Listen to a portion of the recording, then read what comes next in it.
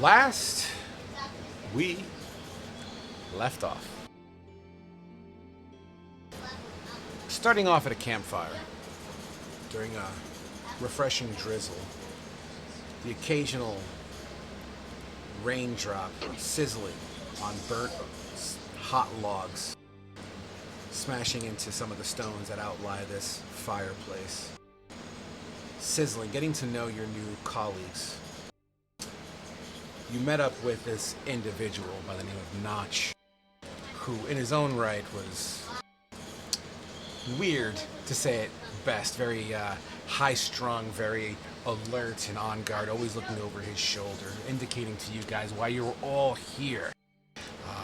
Lauren, a target by the name of Lauren, a contract that you all agreed to, a contract held in Notch's bag. Notch did go over a couple of strategies as we kind of use the morning hours to do some sort of a surprise attack, indicating to you guys that Lauren doesn't fly alone.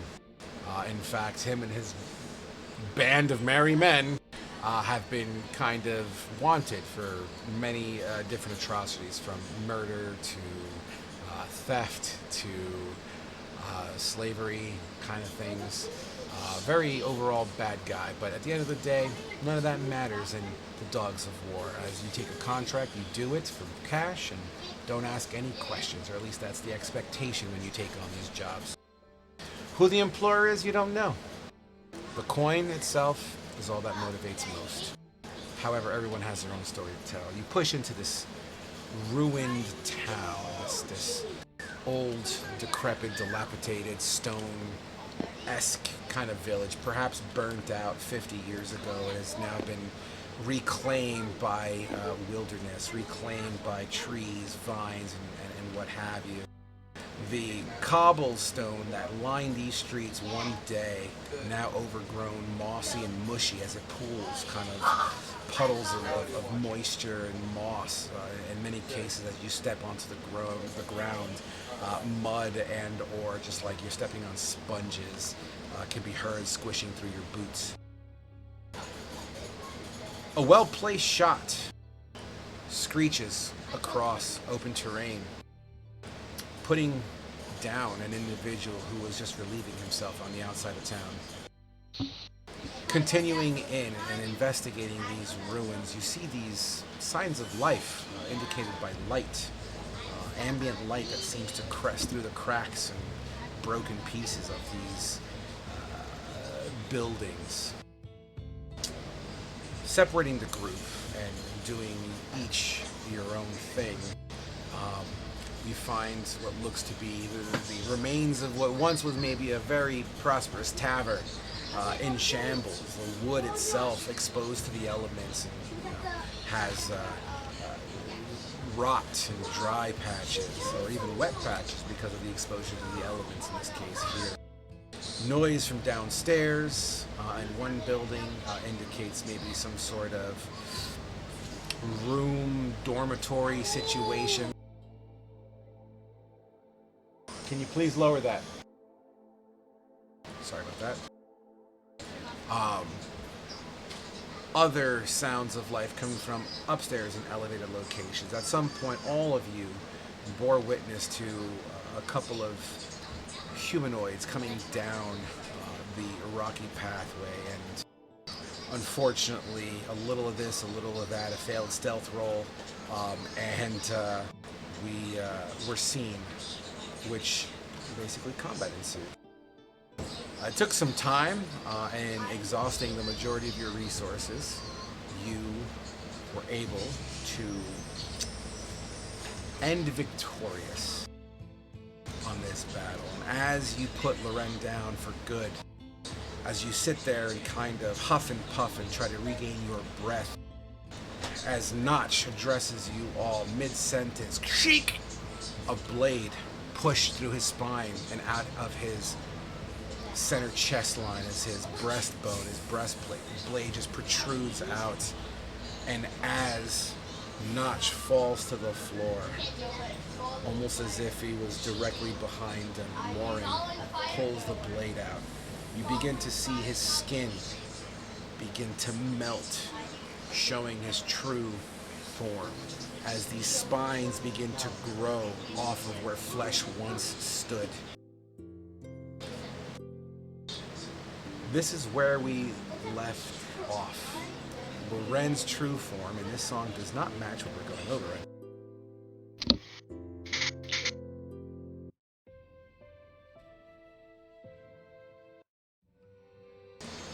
As Loren shows you his true form, which is once again featured on the wall. That's where we left off, guys. So, team, take it away. Oh, Did I get stabilized last time? I remember that everyone had. Out of character, Notch patched you up because he was a veteran. All right, It sorry. did not bring me up to consciousness, correct? No, you were just patched up. Correct. You wouldn't be awake. What did you roll? Did you roll a D4 last week? Me? Yeah. For how long are you gonna be unconscious for? I don't think I. I don't think he did. All right. Why don't you roll me a D4? But since Notch patched you up and he's actually pretty decent at it, we'll subtract 1 from that roll. So 3. 3. You, out of character, would be unconscious for approximately 3 hours. Okay. Unless something changes there. Mm-hmm. Now, we are not in official combat at this point. We had ended combat, per se, so I'm willing to let this one flow logically. So, once again, Loren is there, and as his eyes begin to glow red, he drops the blade, and, like, blades come out of his skin. These spines and spikes, and it looks like he's getting ready to pounce as his tail kind of flips up like a xenomorph, kind of doing one of these fucking things above his head. What manner of foul creature is this? Oh shit. Oh, this isn't good. Must get a roll. Flynn, back away! It's dangerous. I don't have anything left in me. I'm gonna take an opportunity attack if I move, huh? Well, these placements of these tokens, I don't believe were exactly how we left them off. If you want, I could place them how they were. Yeah, please do. You remember that? Wow. Or he's got the stream up. No, because Thalia was dead over here, Flynn was over here, and then it was like this. Because all the dead bodies were here, and then Notch died over there. Brian, I love you. So, just since we were definitely doing it back then, are we still going to treat the dead bodies on the ground as difficult terrain? Normally I would, but for now, let's just play it as a logical concept right now. Fair enough. I'm gonna do like one of these deals where I'm like kind of like pushing everybody back away from it. Absolutely. As your hand goes across Carlito's large chest, Carlitos, you feel the pressure of Phileas, pushing you back. I'd take a step back, but almost like leaning into him as well, kind of like a hold me back. But I'm ready.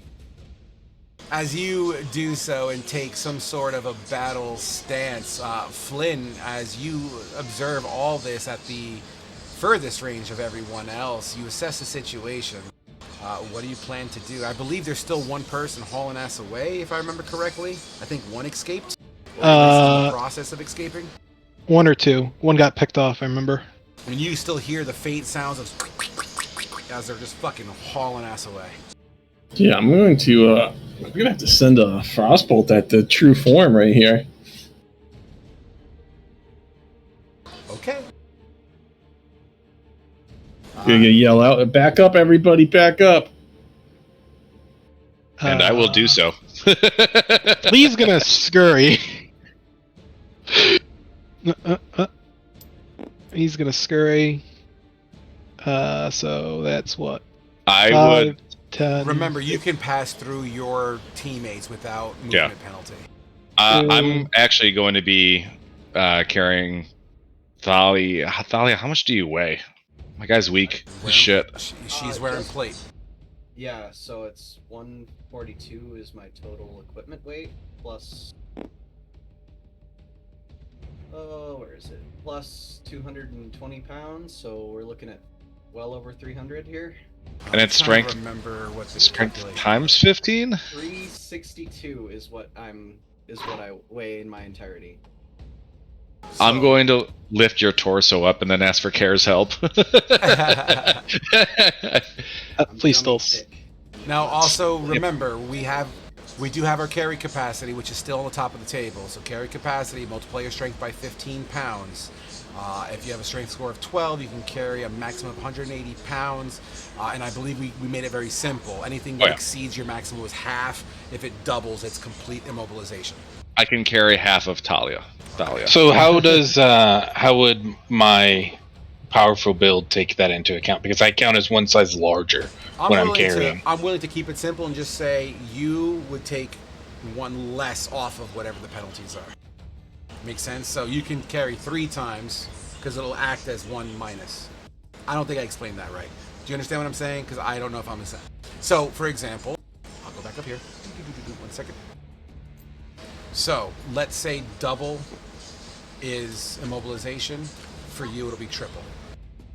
For your powerful build. Does that sound fair? Okay. Just to keep it simple.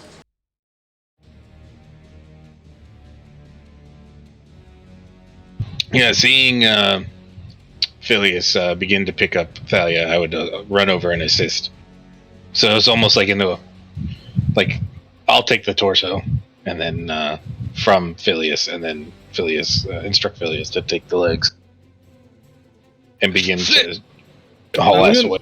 I'm actually not going to release the ball. I'm going to go over here. I'm just going to try and stay with everybody, move back, and I'm going to have the bolt queued up in my palm, aiming, just waiting to see what this thing does.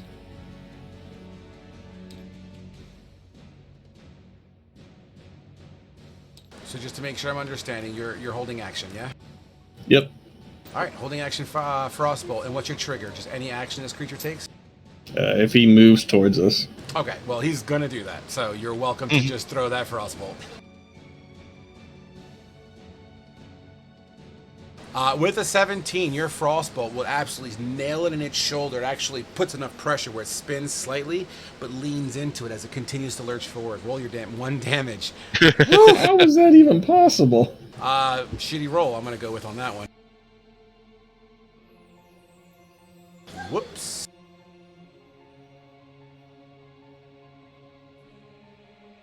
And just for, I'm guessing, point of reference, that's where Notch's body would be? Yeah, that's fine. Alright, cool. As your Frostbolt slams into this creature, it leans in as it kind of goes towards Kerr's Lethos. It kind of is about to leap, but that Frostbolt turns him in a way that it focuses directly on you, Mr. Caster, and leaps into the air with its hand in the air and its tail, almost like a scorpion-like kind of concept here.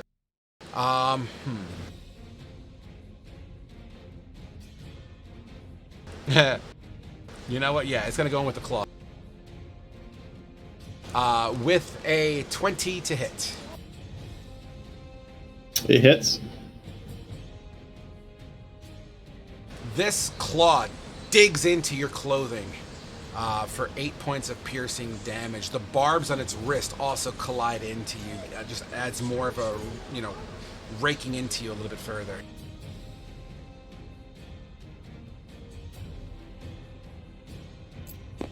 One moment here. You know what? That'll be its turn for now. You guys are a team. We're just gonna go you guys, him, because this is kind of like official, unofficial combat. Okay. Flea's gonna reload his crossbow and use Shadow Blend to hide for right now. So That's dope. It is still kind of mid-dawn thing, so I'll absolutely say that corner you're in right now is enough to conceal yourself. Does it mean that the creature doesn't know you're there? No, but as far as attacks go, I'll give it disadvantage. Okay. I'm just gonna ready my crossbow and basically, since we're all falling back, I'm guessing, get ready to shoot it as it keeps moving up. 100%. Fantastic. Whoever's next on the rotation, go for it. Might be carrying me. I'll give it a go. Seeing this thing jump towards Flynn and myself, I'm going to look at it and then I'll say, Bahamut's flame will burn your soul. And cast Sacred Flame. Dex saving throw. 13.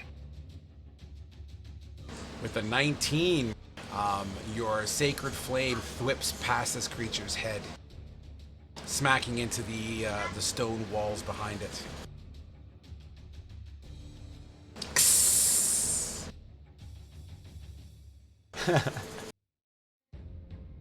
Go ahead. With this thing like attacking us and how wounded we are, almost instinctively, I'm going to use thaumaturgy and yell in Infernal for it to stay back. Please hold. It can fall on deaf ears. It's just It's just instinctual. No. We're gonna do this. Didn't expect you to communicate with it. Okay. Why don't you roll me a persuasion check? And because of what's going on that you guys don't know about yet, it's going to be a disadvantage. Okay. And my eyes are going completely black when this is happening too. Okay.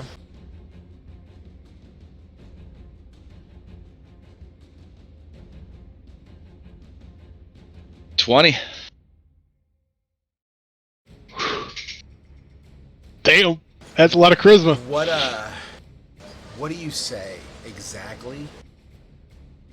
It's literally just him bursting out, just saying, "Stay back," in Infernal.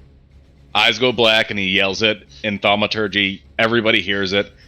Probably deafening to Kara and Thalia if she was awake. I do speak Infernal as well, so I hear. Fantastic. Okay, who's next? I think that's everybody? Oh, no. Flynn has to go. I can't range attack when he's on top of me without being at disadvantage, right? Correct. But you can do saves without penalty. So, like, for example, the Sacred Flame, which you don't have, but as an example. What do I want to do?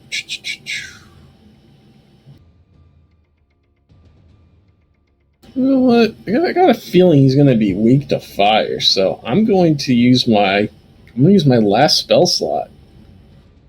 Level 1 spell. I'm going to cast Grease on this lizard thing. Lizard, huh? Okay. You're I gonna don't know cast. what the hell it is. You're gonna cast Grease. Is that what I heard? Yep. All right. Give me one moment.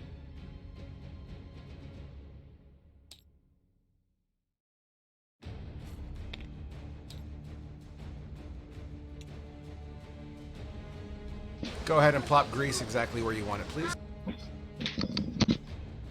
And I believe that's what, a dex save for that guy? Or does that start at the beginning of my turn? How does that work? Was when you first enter it, and then at the end of my turn if I end in it, right? Correct. DC, I rolled a 15. What's the DC of your Grease?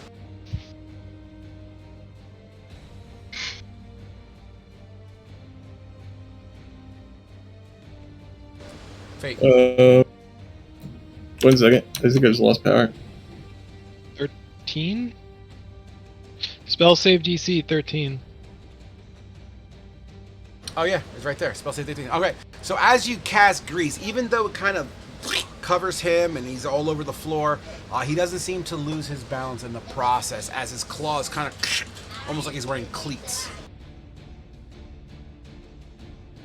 Yeah, it's going to be... I'm going to slide over and that'll be the end of my turn.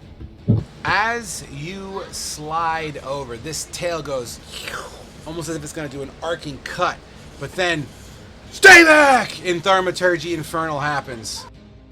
And it shudders this creature for but a moment as its tail goes, kind of like spooks it for a hot second and kind of takes a defensive posture. It's your turn.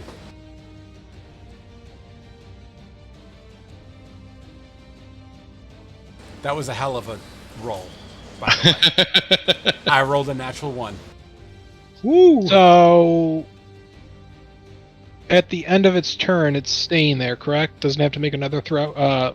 Basically, it's in a defensive stance right now. So any melee attacks would be a disadvantage. I'm talking about the grease. Oh, the grease is static. It'll stay there until... No, it does, he doesn't even unsummon it. It stays there. Yeah, but doesn't have to make another roll. Oh, fuck you. Yeah, he does. Only if it moves, right? No, if it ends its turn in the grease, he's got to roll. And with a 12, this creature absolutely slips and busts ass as he takes a defensive stance and kind of gets spooked by this massive shout to stay back. It clearly understood what was going on, but kind of went one of those whoop, whoop, whoop. And his spiky skin and carapace just kind of dig into the ground. Care, now let's move Thalia into the house. All right, let's do it. Let's kill this thing while we got a chance. Are we fighting or are we running? I have nothing left. He's got to be a little bit weak. I mean, we beat him up when he was in human form pretty good. You mean not speed him up?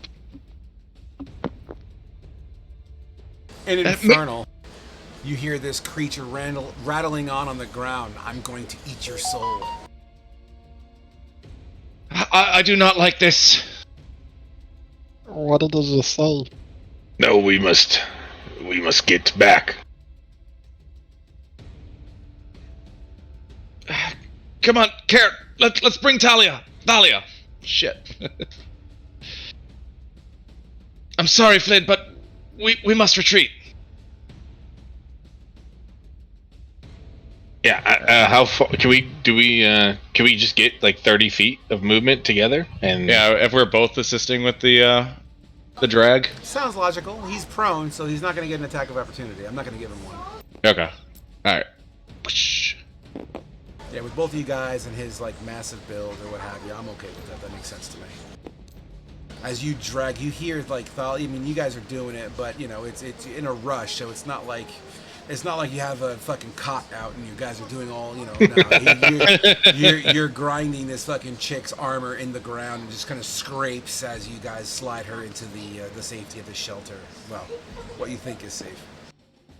As soon as I get in, I'd like just drop and like. I got to make a point of reference. Sure. Remember, the upstairs of this place, I believe, is on fire. I thought the No, it's people not. put it out. They put it out. It was The ashes put it out. downstairs, and they put it out. It was guarding the stairs right here, My apologies. and they put it out. My apologies. And then came out and then ran with like bitches. Flynn, come on! All right, I'm gonna start moving. Oh, I'm You gonna guys dash. could dash in, right? Yeah, I'm dashing in. First I can go right here, and I'm gonna frostbolt him again. Get it. Sucks for you that your frostbolt. He's prone, and technically, rules as written is a disadvantage attack if he's prone. But you're I close crit enough. failed anyway. Oh man, already, dude. Please hold. I'm a little rusty. It's been a few weeks. COVID will do that, right? Oh, we don't have a crit fail table here. It's because it's really big and I can't make a sheet on it, so I gotta do it. All right, roll me a D100, please, sir, and let me know what you get.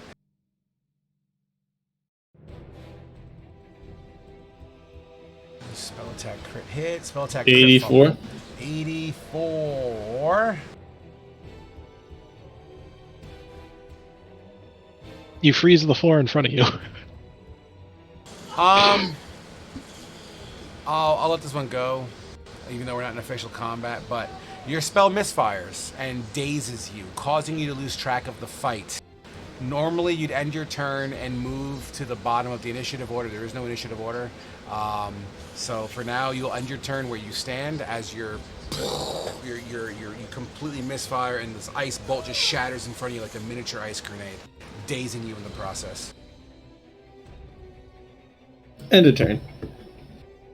All right, I believe it's Demon's turn. Yep. We'll roll and stand. And using his last 15, does it 15 feet? Last 15 feet, and he's gonna leap. And you just hear claws grab into stone out of your line of sight. Your turns. I'm pulling Flynn in and closing the door. The door itself is held by one hinge, and it's obviously been crazily exposed to elements, and it's shoddy at best. But for the moment, the door is closed. Are there any lanterns near where I Yes. am positioned? Yes. Can I blow them out? We need to make sure that the upstairs is secure.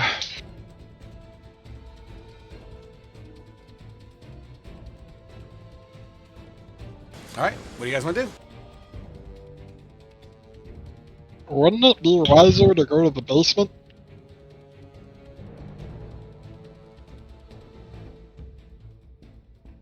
If there's no way out and there's a way in from the upstairs, then it's just a death trap.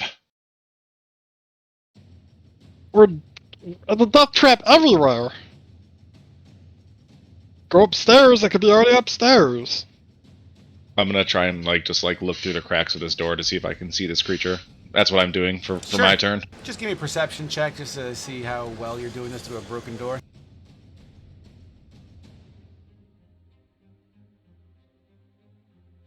Sure. You see bits and pieces of outside, no demon in sight, or no creature in sight. That's what I'm doing with mine. All right. Anyone else before a creature gets to go?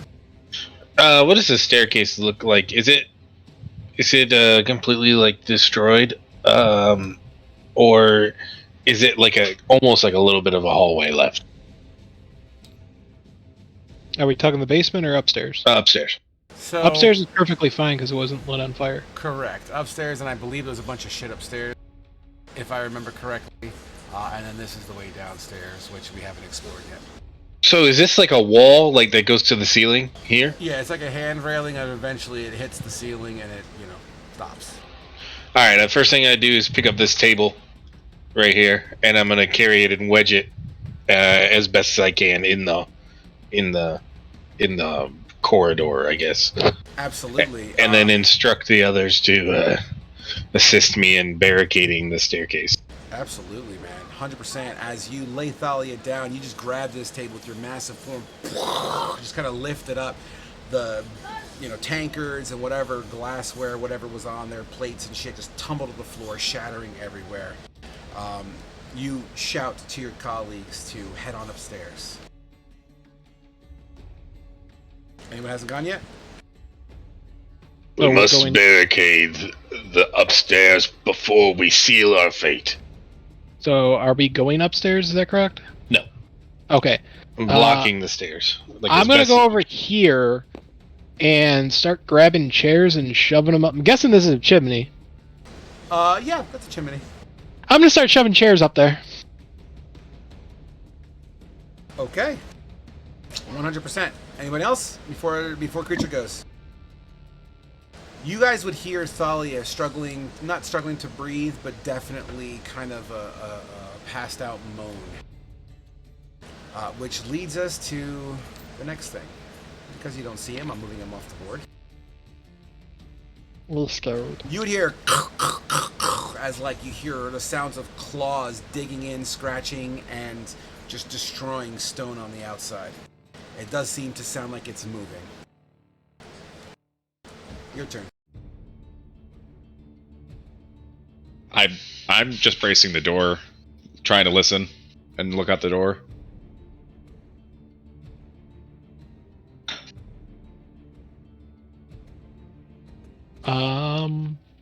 Now that I think that the fireplace is pretty barricaded, I'm going to help Kerr barricade the upstairs more. 100%. Kerr, this rat folk is hauling ass past you and kind of pushing in the lower parts to kind of help you, block the top. What are you going to do? Grab everything we can. We must stop this creature from entering. Fair enough. Fate, what about you? Or Flynn? I'm gonna go behind the bar over here and just get ready to fight when he breaks in. Thalia, roll me a religion check.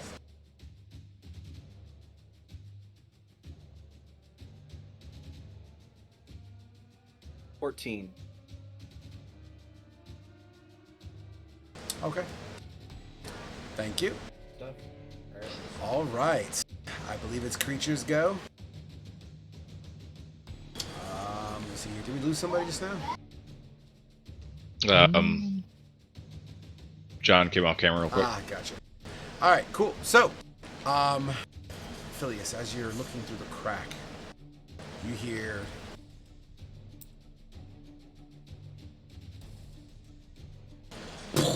right in front of your line of sight through the crack that you're staring to kind of keep as you brace, and you just see this creature land square up in front of your face, obviously on the other side of the door.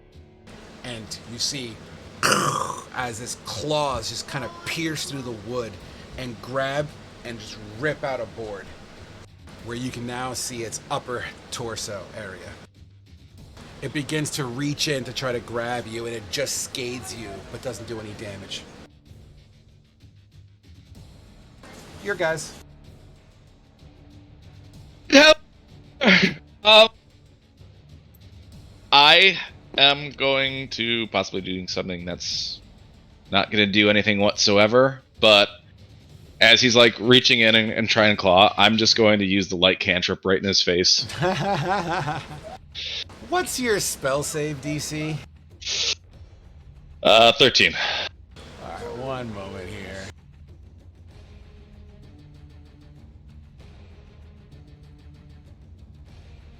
To be fair,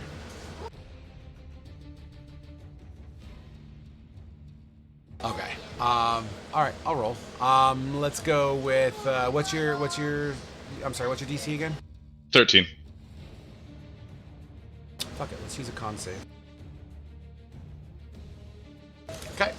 You flash this light as if you could have thrown a flashlight in his face in this sheer desperation. One of those strobe flashlights. The creature briefly as his hand pulls out of the door. Care! You just hear boom, boom, boom, and I would run over and try and grab this table and shove it into the doorway, like this round table over here, Absolutely. and shove it into the doorway, almost creating it, and then kind of leaning on my shield, lean into the table as well.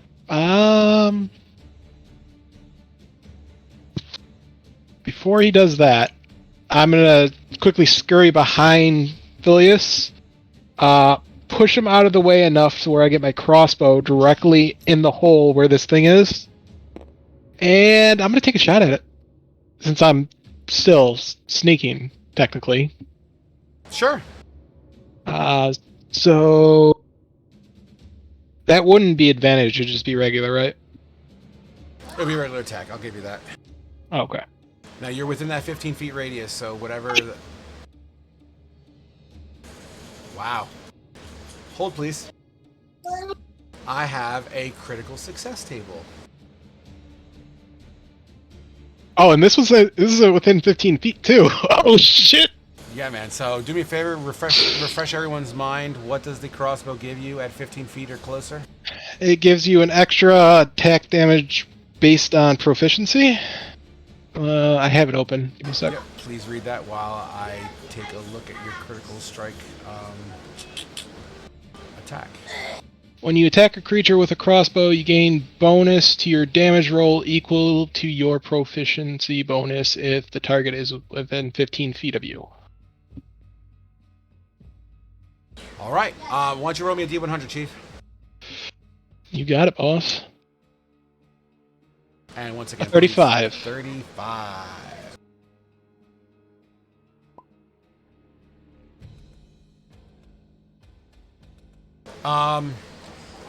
You are able to maneuver towards your opponent while attacking and attempt to harass them.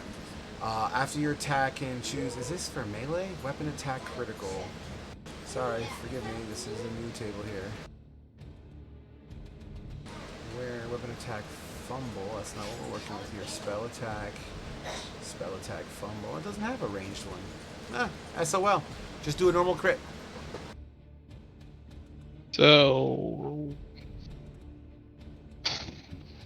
So it's that plus what is it? Proficiency is what? 3? What's your proficiency? I think it's 3 at level 3. Someone Yeah. correct me if I'm wrong. So it's plus 3. Or is it Onto that. Or is it plus 2 at level plus 3? 2. It's a It's plus plus 2. 2. Sorry. Yep. So we have 19 plus 2 is 21. Yep, plus sneak attacks. Oh yeah, because why not? 1. Shit. I think it's 2 sneak attacks if it's a crit. Yeah. Or is it just 1? Double dice. So if you roll 1d6, you'll roll 2d6. And then 2 poison. 1d4s. And the d4s are double dice as well. Anything that's a dice roll, just roll it again. So an extra 20 damage. All right, give me a full-on total, please. And separate it because it matters. So separate what's the physical part, what's the magical part, or what's the... So 19 piercing, 12 sneak, 8 poison. You're on the proficiency of 2.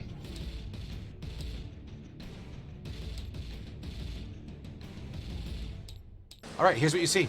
As you kind of roll in, and you're in your momentum, you slide briefly while you have your crossbow up, boom, and you let one fly.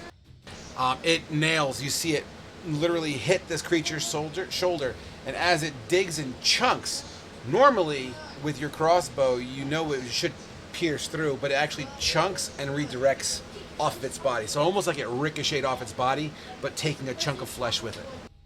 Also, it's impaired now. It's what? Impaired. All right. What does impaired tell us? Piercing. Oh, I was gonna read the damage crit things, but oh, where's impaired? Anybody got impaired on hand?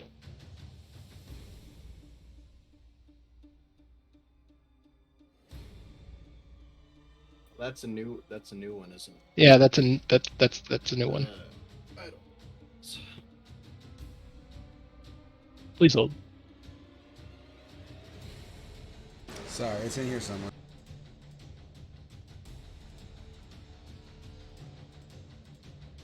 I don't got it.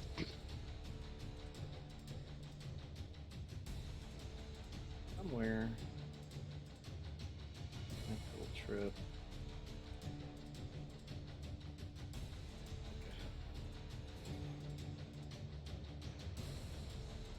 Sorry, guys, for the delay. Didn't expect impaired to happen right away.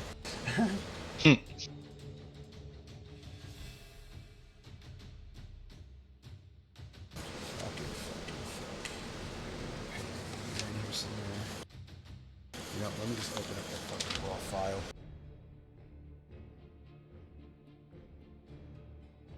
Really sorry, guys. It's all good. It's alright. Curious to see what it does too.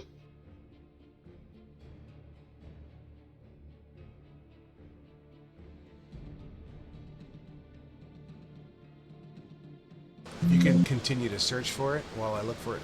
Yeah, I'm trying to look at these snippets here. Mm-hmm.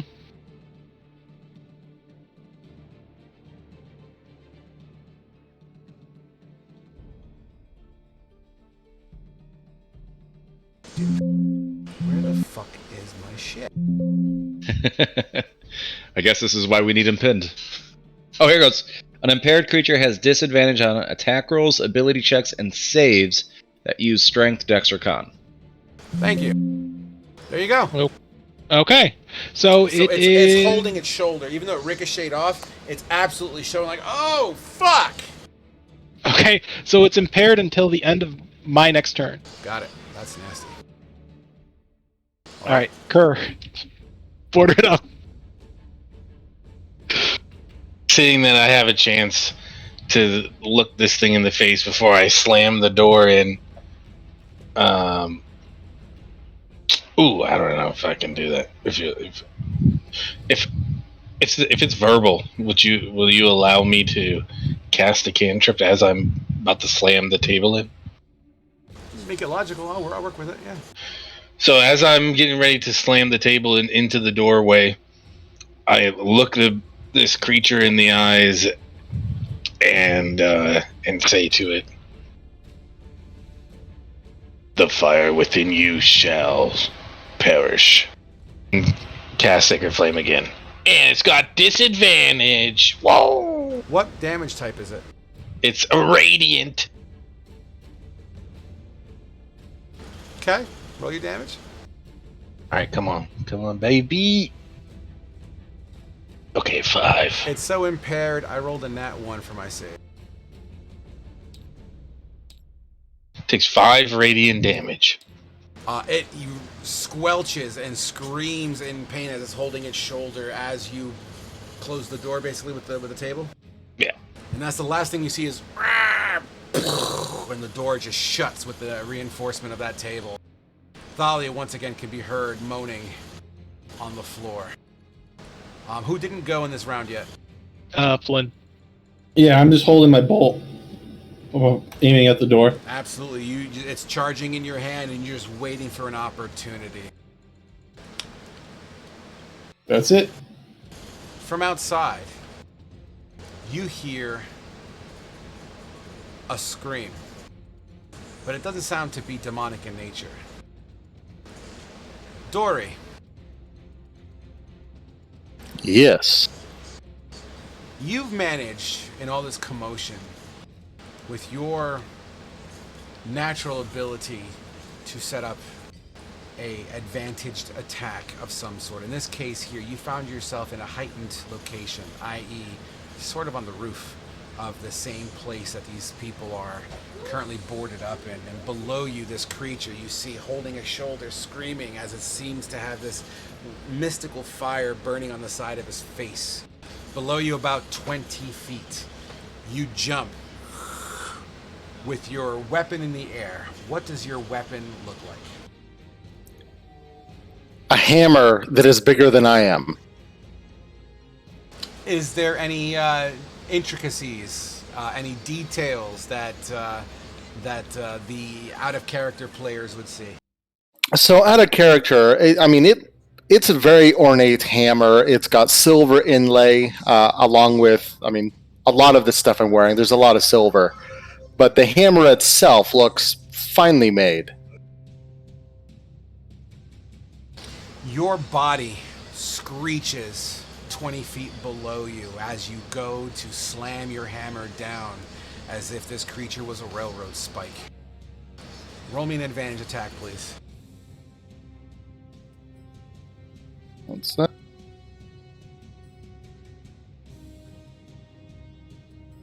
A 15. Holy shit, you rolled twice. Oh, By the whoops, way, I didn't mean to do you're that. whispered.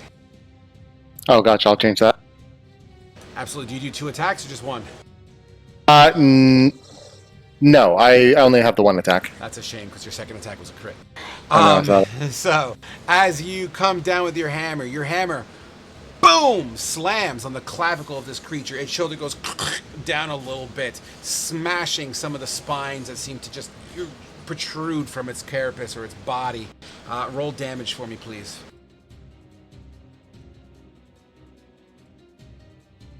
As you're falling and when this hammer hits, do you scream or yell, say anything on the way down? Dwarves from above!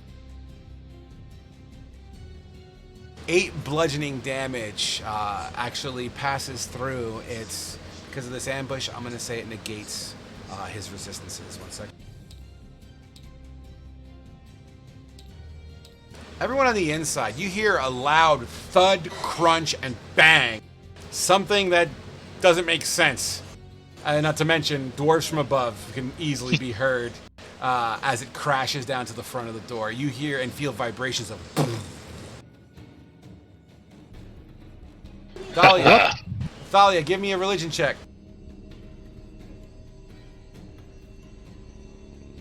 15. Thank you. Thalia. A whisper in your ear canals. You are still my chosen one. Stand and fight. You get 1 health. Is it my turn? Sure, you haven't gone this round. Okay. I am going to use my second wind. A little bit. Thalia, who was placed on her chest side, does a solid push-up and just kind of starts to rise out of the blue. Many of you surprised to see this, as you see Thalia just kind of, I guess, psyching herself up, getting that second wind going. I feel like Helm probably had her do the second wind for her.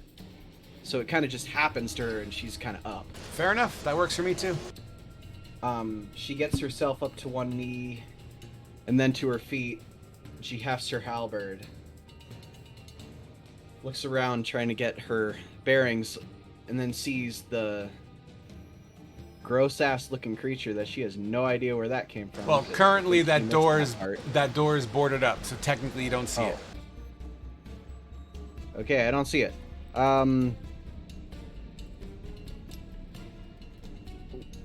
Where is she's gonna say, where is it? What's going on? You see a giant elephant just holding a door up, barring the door.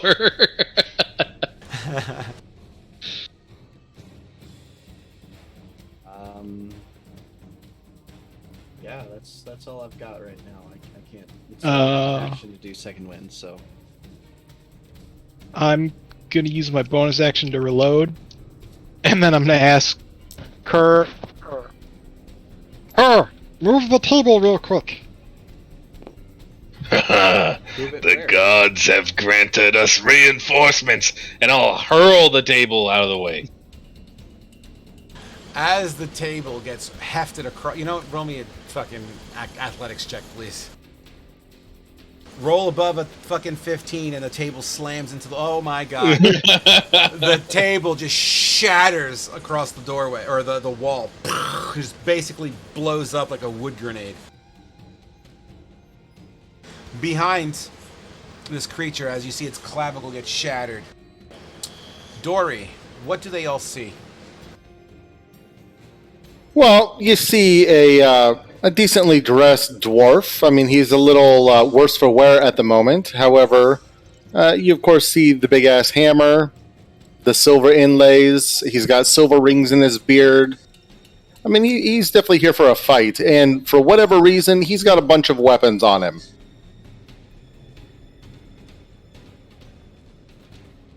All right. Did everyone go this turn? Flynn still holding. Felius, I'm not sure what he's doing. I casted light this turn, right? No, that was last turn. Oh, It's still impaired until the end of our turn right now. Then I guess Flynn and myself. Well, I could still move and take a shot out the door again. Yeah, I guess I'll do that. I will take another shot, sir. Get it. 22. Absolutely. 8 piercing. Sneak attack. And up, sneak attack. 5 plus 1d4. What is that? 17? I need them in separate chunks, please. So just the physical first. 8 piercing. 5 sneak attack. 4 poison. Once again, your bolt connects, bang, and ricochets off its hard skin. It creates a gash, but It doesn't seem to fully penetrate. Well, As far as the poison is concerned, you see when it connects, the head of your bolt snaps off as it kind of just redirects. just go down already. As you look at this creature, yeah, it's got a fucked up shoulder, but it seems to have a good amount of energy left. All right, it is the creature's turn. I believe everyone else went. Or Phileas and Flynn. oh, my bad. Go ahead. Flynn, you want to go first?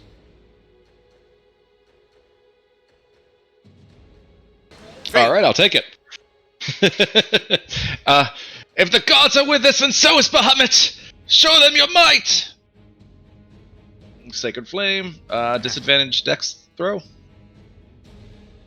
It's still impaired, so 14. Ah, he makes it. The door, even though the tables move, the door is still a very small window of opportunity, and you just kind of whip it past its head a little bit. Frog, I don't mean to be a dick. Was that 14 at disadvantage? No. Oh, yes. For disadvantage. Okay. The other number was 17. It's a very fast creature. All right, Flynn, you're up. All right. Is the path to the door clear enough to just shoot a bolt and blow this thing open? I'll let you, thread one in. You want to hit the door, or do you want to hit the creature? I'm going through the door and into the creature. You could definitely yell, "Kerr, watch out!" Look out, boys! Incoming! Give it a shot.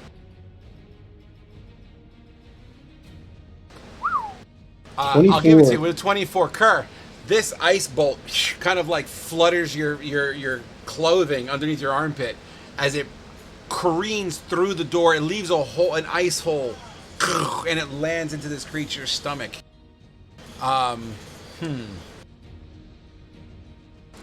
Total damage 7.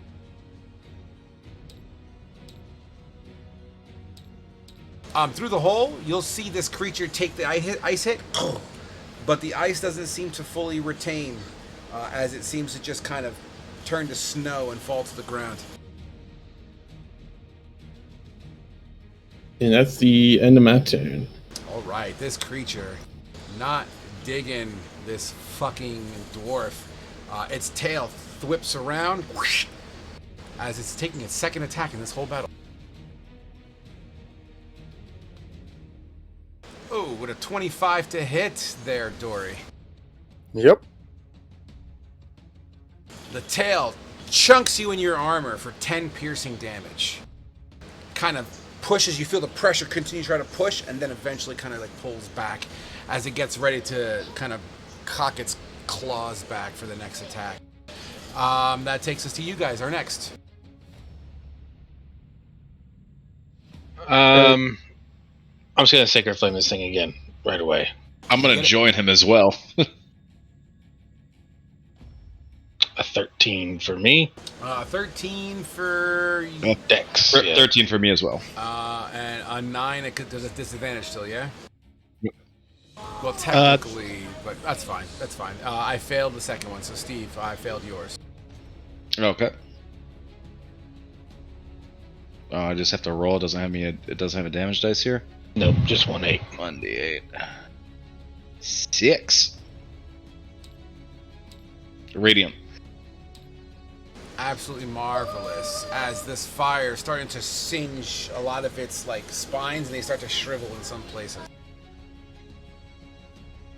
Just go down. Bonus action to reload, and then I'll take another shot. Get it. Nope.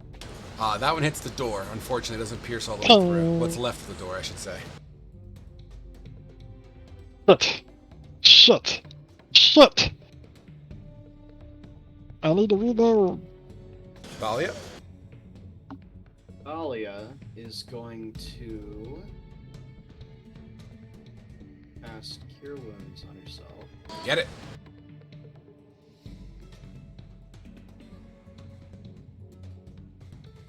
Six health.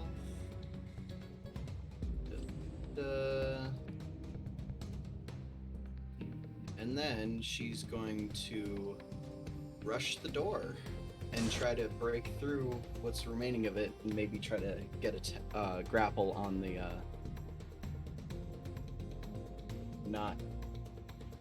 I know what it is, but I'm not gonna say what it is. Whatever it is. Sure. You gonna go up to grapple it, you said? Yep. Well, I'm gonna go try to get it, burst boy. through the. I'm trying to burst through the door, and then kind of try to surprise it. Yeah, and then, sure. And then in doing so, tackle it. That's perfectly fine. I'll tell you what. Give me a simple. It's a shoddy fucking door. Just roll above a 7, with an athletics check. Oh That's my god. Yeah. Yeah. And by the way, you're still Am I whispered. whispered? Yeah. I Yeah, should. but you literally fucking. It's like an oh yeah. Okay. Kool-Aid Man. And in fact, I'll give you advantage on your grapple check. Ew. Was cool for a second. Uh, That's an 8. Yeah, that's not good. But that goes against my that or that. So let's do. Do you have a DM inspiration? No. Believe it Maybe or you not, could give me a battlefield one because I just wrote a backstory for. Nope. At this point. nope. But I beat your 8 with a 10, so that happened. All right. I just kind of run up to it with my halberd in hands and kind of push up against it, but it catches it, and so we're kind of locked in this little standoff thing. I need you to. No, we're good. We're good. All right, cool. Would that be your turn, Thalia? Who hasn't gone this turn yet? Flynn. That's it. That's all I got. Dory, I believe. Flynn and Dory. Okay, so as the silver starts to shine, I take an empowered whack at this thing, muttering words to my god. A very holy group we have. Religion. Alright, don't say anything yet based on what it pops up. Just waiting for. There it is. Okay, so that's going to be a 20 to hit. I'm going to use my divine thing to add 10 to it. Oh, you're that kind of fucking class? I I'm know that that kind of class. fucking That's class. disgusting. What is it? A war cleric Yeah, I'm a paladin. or a war paladin or whatever? Yep. Okay, so I've got that, and then I'm also using my divine smite. I'm just trying to figure out how to So- do that. Oh, there it is. For those who don't know, he literally can be like, nah, plus 10. Plus 10. Because So plus 10. yeah, pretty much. So that's 19 damage total, with 9 of it being radiant. Absolutely. With the 20 to hit, this creature tries to parry with its tail, but you basically slam its tail between the wall and your hammer, crunching its tail for how much in total? I'm sorry? 19 total, with 9 of it being radiant.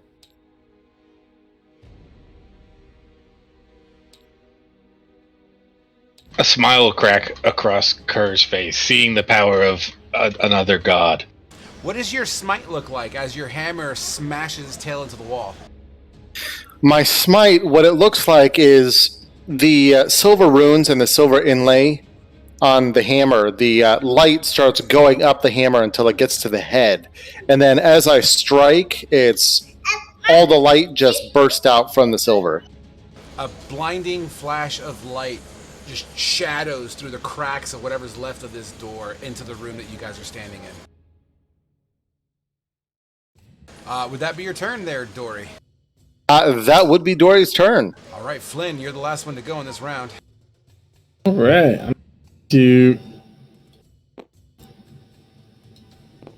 gonna move up a bit, go around the bar, and I'm going to try and shoot another frostbolt at it. Get it.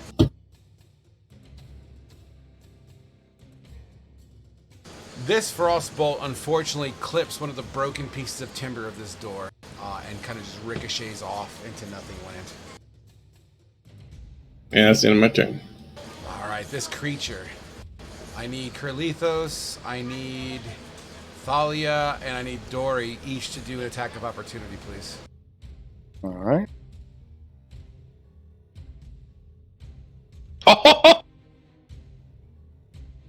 Crit fail.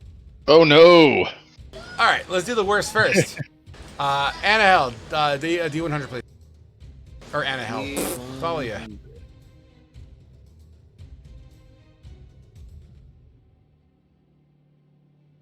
Five.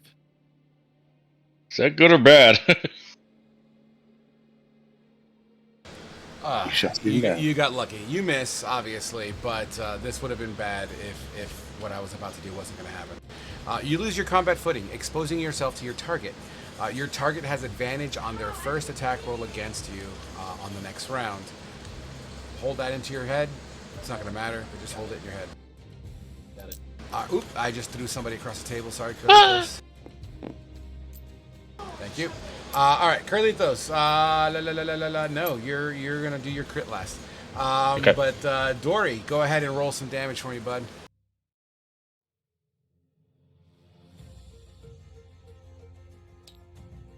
Sharon.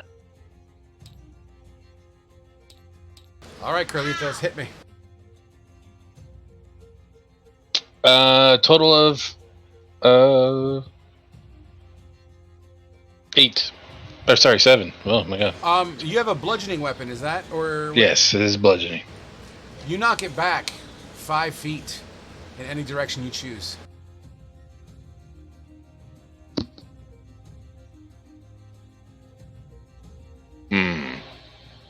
And it's fucking prone. Ooh. I guess, I mean, the only logical place it could go if I'm hitting it from here would be like right there, probably. That's fine with me. Go ahead and move him there, and he is effectively prone. And what was the total damage on that? Just 7 total. Okay, so here's what Wait, happens. I think, right? Do you just did D8? You didn't do any? Oh, I didn't do modifiers? another one? What is the No, you- +2? What is that +2? My proficiency? I don't know. The +2 is it rolling the extra damage for the crit. Okay, that's what I thought. Yeah, so Okay. I thought that, yeah. So you, Go ahead. Oh, I was gonna say you have a 0 modifier. Yeah, I have a 0 modifier. Oh, okay. Yeah, roll 20 automatically does the crit roll if it's in the thingy. Yeah, a crit 7, that's it. All right, beautiful. Here's what happens. Thalia fucking biffs it and chinks into the side of the door frame because Thalia. Fucking Dory smacks it forward, giving Carlitos the opportunity to fucking pushing his creature up as it looks like it's gonna leap and try to crawl up and trying to get away. But you knock it to the ground flat. That's its fucking turn. Go ahead, guys. So, am I prone? No, you just Okay. fucked up. Okay, got it. Finish it. Hammer time. Swarm.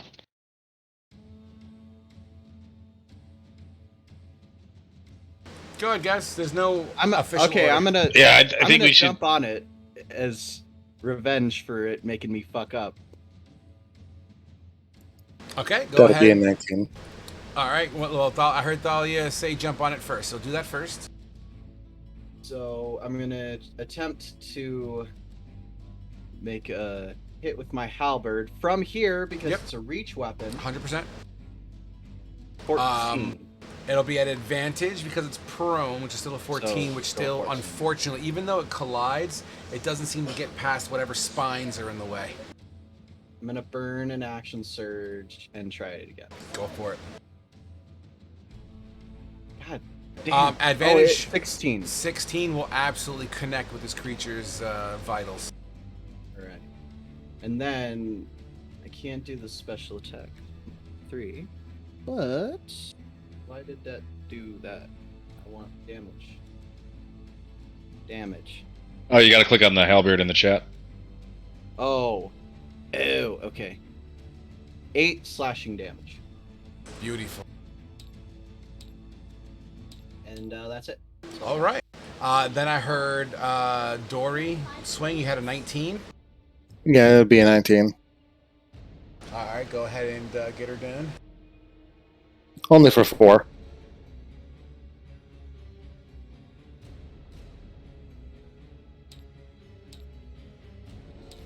As you guys are just chunking away at this creature, it's still alive.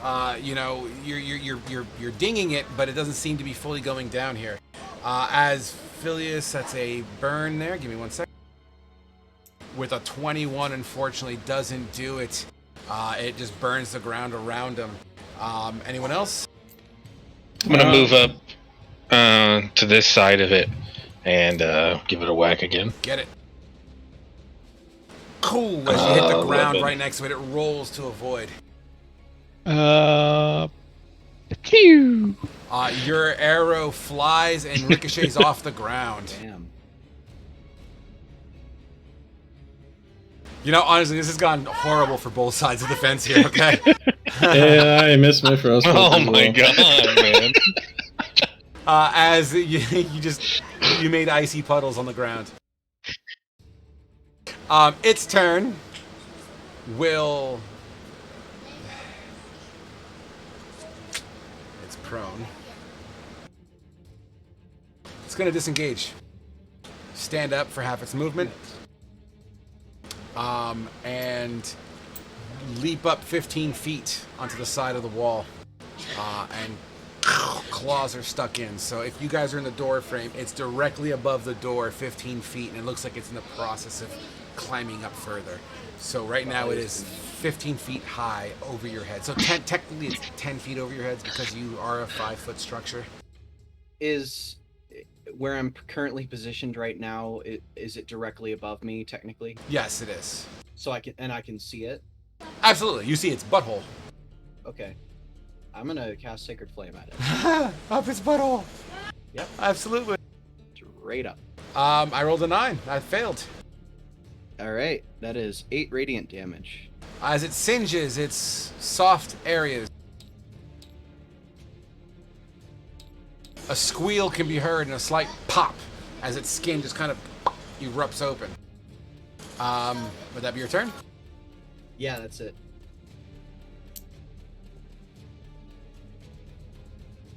This is the most unorthodox combat ever. All right. I'll be honest, I didn't expect it to go this way. I also Bonus- will cast bonus Sacred will Flame be- at it then. Is that another Sacred Flame? Yeah. Yeah, you can do 2 DCs because I'm going to do the same. I rolled a 19 on both of them. Okay. As you're All just right. hitting the fucking building. Hey! Oh, Another crit! Your third crit! Man. All right. Let's roll that damage. 2 sneak attacks This is dangerous. and 2 of those. That's gotta do. That's So, right off the bat, just negate the poison. It's immune to poison. Okay. So, give me the total physical, and it's piercing, yeah? Yeah. So it's impaired again. Come back down to earth, please. So I got 19. 19 piercing. Plus 6. 13. 13 sneak attack. what does the impairing do? Basically, it gets disadvantage on everything, practically. Yeah, on like physical stuff. Gotcha. Alright, I'm sorry, what was Is it the total? just, like- 19 plus 6 is what? It's 25 plus 7 is 32? Yes. Fucking chonked. Literally, that bolt flies through, and as it's like its hand is clawing to the next thing, the bolt goes whoosh, and it basically pierces his hand into the side of the structure, and it kind of pulls its hand off. Ah! And he just starts dribbling blood. Thalia, as you're looking up, getting ready to, when you cast your Sacred Flame, a thwip of blood just kind of goes and kind of slams onto your armor. Cool. As, side note, as this blood hits your armor, it doesn't burn you or anything like that, but you start to see like a steam coming off your armor. Good stuff. Fucking sucks. Fucking xenomorph over here. What, there's no damage to your armor, it just seems to sizzle, Okay. in exposure. Who hasn't gone this round? Me. I don't think I have. I Okay. don't think Flynn did either. Nope, Flynn and Dory, hit me. I'm going to move out into the yard and I'm gonna frostbolt it. Okay. Yes. I thought the 18 was the frostbolt. The 14 does not do it, as once again, you just hitting just around the outside of it. You basically drew a chalk outline in ice. Use your DM inspiration, Faye. You can do it. Dude, what if we level though? Then I can't use it to get max HP. True. Yeah, but you're a wizard. You're a wizard, Henry. He needs all the HP. Yo, what's up? That's the end of my turn. All right, Dory. I don't know if you caught it before, but this creature is 15 feet above your head. Well, technically 10 feet above your head. 10 feet up, huh? Is there any way I can hit that with my hammer then? I mean, you could throw your hammer. You could try. Thor. Yeah, sure, why not? I'll throw the hammer. I mean, it's only 10 feet away, so sure. You will be disarmed, obviously, as you throw it. I'm not going to give you the ability to catch it on the Oh, that's fine. I have thing. spare weapons. That's it's like, it's nothing. So go ahead and throw your... I'm guessing that's what the 18 was? Yeah, 'Cause that's it what that would still be. use your normal... Yeah. Sure. It's fucking... For 12 bludgeoning damage. Okay. For flavor, roll me a D100. If you roll over a 75, something cool's gonna happen. Nope. Bummer. You crush into the creature. It's just like it actually lets go with like its feet and one arm. He's holding on by its wounded hand, but grabs back in and continues to pull forward, which I believe is its next turn. Let me just do this damage real quick. This creature looks really fucked up.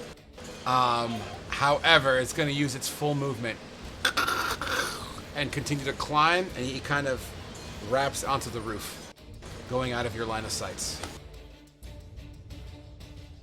With thaumaturgy, I'm gonna call it a bitch in Infernal. Run, you fucking bitch. All right, Taunting it pretty much with thaumaturgy. roll me your persuasion check. Oh, please roll funny. Please roll good. A 17. Oh. You just see a middle finger and then disappear.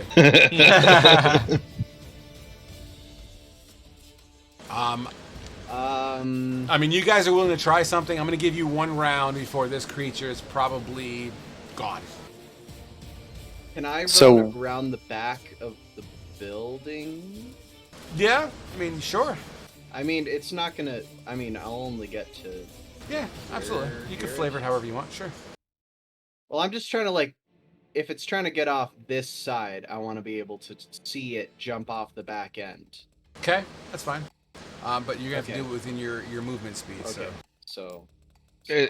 Is it over the edge, or is Yeah, it near a it's- window at all? On the, as far as you're aware, it looks like it crawled up into the roof. Is the roof angled or is it flat? You know, you never really got a good look of it.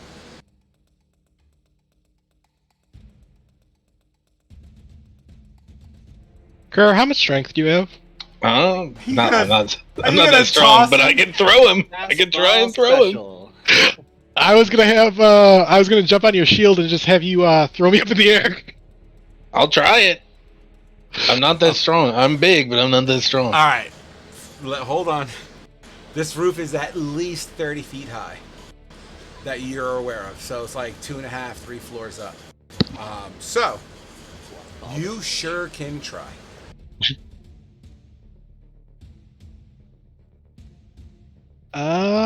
Shit. What about the building on the other side of it? Well, there's one that's completely in rubble and ruin. That's the one that's across from you right now. The other one, let's just call it 20 feet high.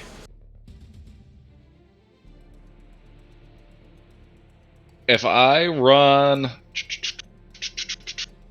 back here, can I get a line of sight on him at all, or no? You sure can try. Yeah, I moved him. Can I see him at all? Absolutely. I would say you'll probably see a sliver of his tail, and it looks like he's in the process of running that way down the road, but on the rooftops. Okay. He's going around the back. Well, let me clean that up. I want to make sure you understood exactly what I said. 1 second.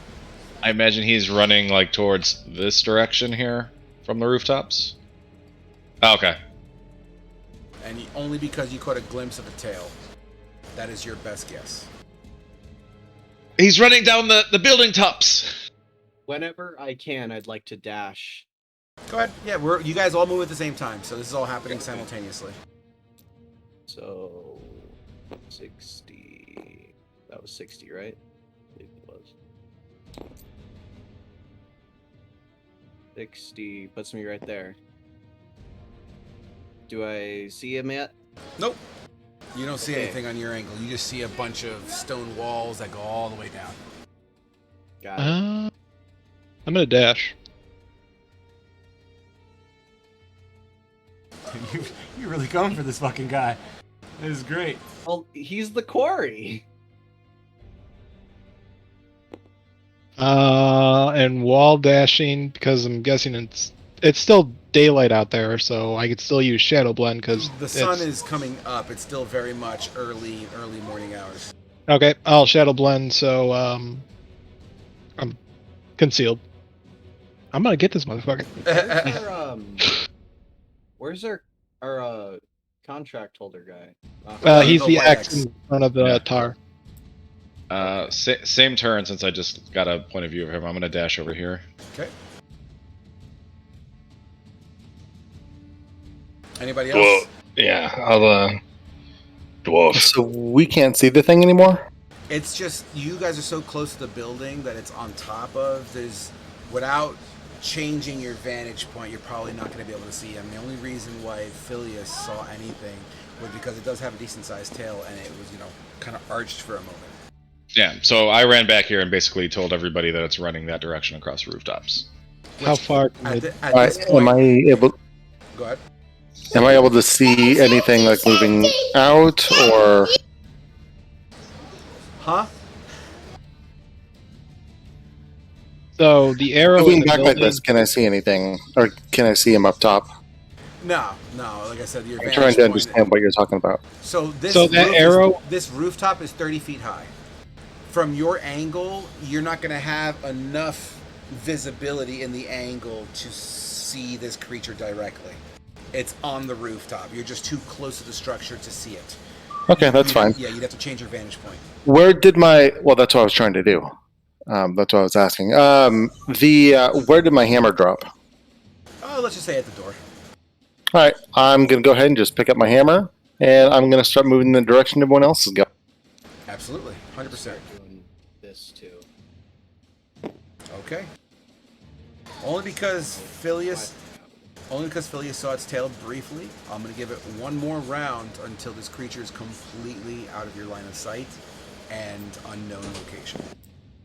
If I ran diagonally at all, am I catching anything out in this direction as far as like? Ideally, there's brush and tree and whatnot, but with a decent perception check, I will give you the opportunity to look to see if you see this creature. Perception. 12. Okay. I'm gonna move up to right about here. Is this grease still here? Yeah. Or Oh, no? yeah. 100%. It's still there? Okay. I'm going to move up to right here, and with thaumaturgy, I'm going to yell out, "Hey, don't split up. It could pick us off one by one."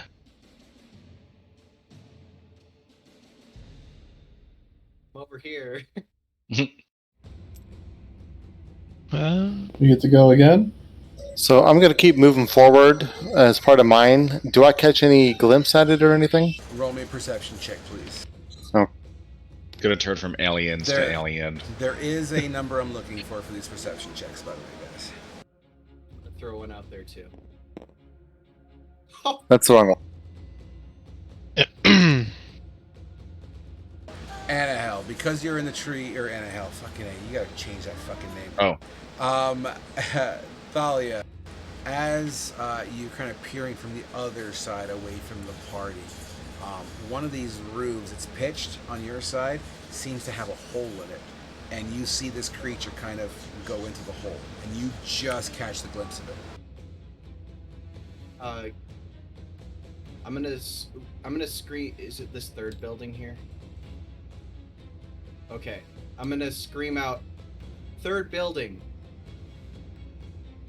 You're screaming out through rock and debris. I know, I'm screaming Yep. as loud as I can. Why don't you, you know what? Let's just make it an easy DC 10 for perception if you guys hear it.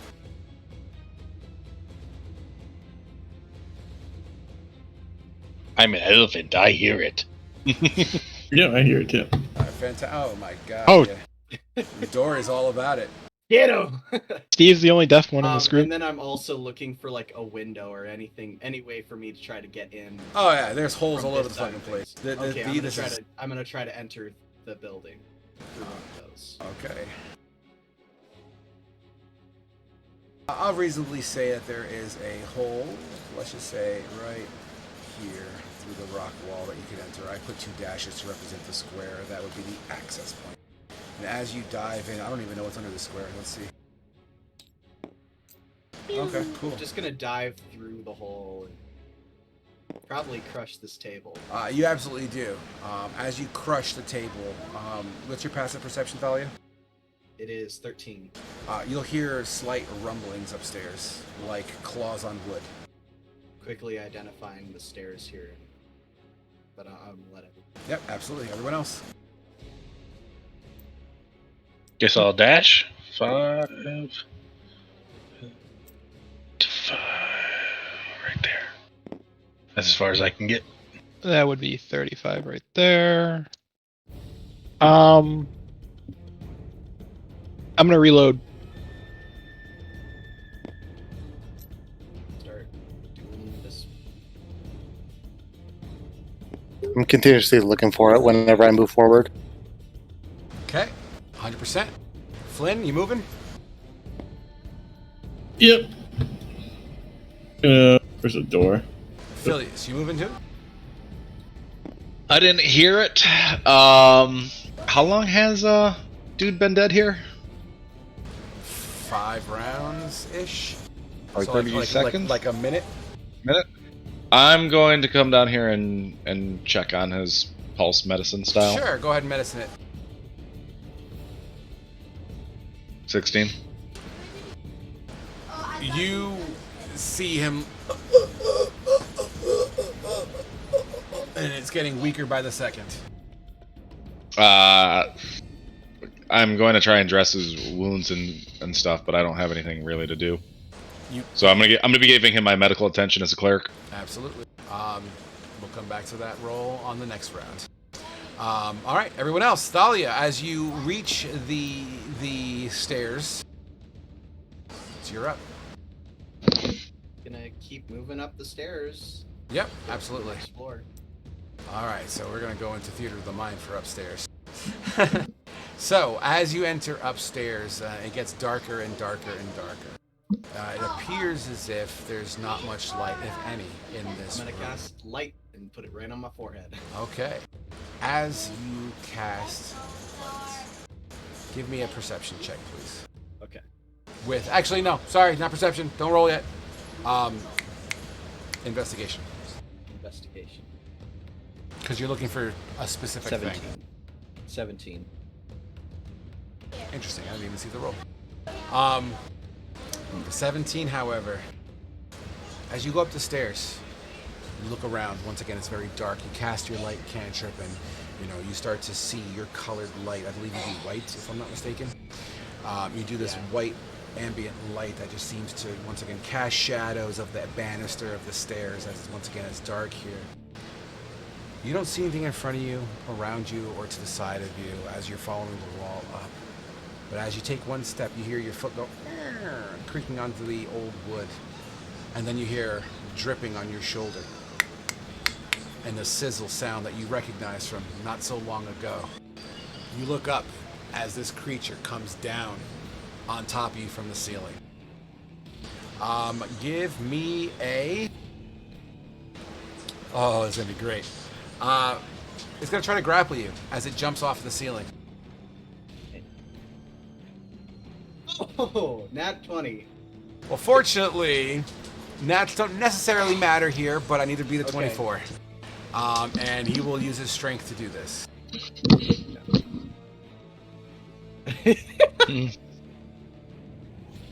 No matter how cool I try to make it, it just ends in a fucking flop. It's okay. I'm making up for my lack of coolness earlier. You hold your halberd up at an angle as this creature just kind of slides off your halberd, and you redirect it down the stairs. It begins to tumble down the stairs, falling away from you. As it's rolling away, I'm gonna fire a quick sacred flame at it for 5 radiant damage, and it's a DC 13. It hits. I rolled a 5. Excellent. Get him. Roll that damage. 5 radiant damage. As it rolls down the stairs, it ends up right here for 5 radiant. Oh boy. Bye. This creature, it's Hello. it's struggling to stand up. Flea, you see this creature as it hits the ground on the floor at the base of the steps. It's trying to get its footing. It's all fucking discombobulated. Oh, steady aim and boom. Make it happen. 24. With a 24, absolutely hits. 17 piercing. How do you hit that hard? How? He's a rogue. I don't You're know. level 3, That's why bro. rogues are stupid. Crossbows are at- 2d8 now. Yeah, but that's not his fucking sneak attack. That's raw damage. Oh. Yeah, sneak attacks are 2d8 under the new rules. Fucking. Or heavy crossbows are. My God. Jesus. So yeah. How do you end this creature's suffering? Why don't you flavor it? You know, it stumbles up, and as it kind of looks towards Thalia, and you know, because that's the last fucking target, not realizing what's to its left-hand side, your shot bolts it right where its ear would be if it was a human, and the head just kind of goes and sticks to the wall on the side. And as it dies, it hangs off of your bolt stapled to the wall. I'm going to run up to it and with a quick cleave of my halberd, like, completely behead it. Shink, and the body falls, tumbles down the stairs. The blood that is splattered in location, it sizzles anything it goes on contact with. It doesn't it's not xenomorph blood, but it seems to have some sort of an effect where it just kind of evaporates in a very thick smoke. Is it just, like, hot? I wouldn't say, if you touched it, it wouldn't be hot to the touch. It just seems to react to anything outside of its body that way. Gotcha. As its head lays stapled to the wall. The bottom of the throat, you know, where it once was connected to its shoulders, just drips as it drains. The blood itself is also very viscous. It's like Robitussin cough syrup. Thanks for that. You're welcome. Nice. So I'll reload my crossbow before putting it away. I'll walk up here, look at its body, and spit on it. And then walk out the door. I'm gonna grab its head. Like, I'm assuming I can grab, like, onto one of these barbs that it has and, like, carry it by that. Yeah, it's got thorns and barbs all over it. Yeah. Absolutely. And I'm just gonna carry it outside as, like, our proof that we did our job. As you move outside with this head in tow, you stand outside and you hold it to the rest of your colleagues. And as you look at your colleagues, you offer one word. What is that word? Butch. Done.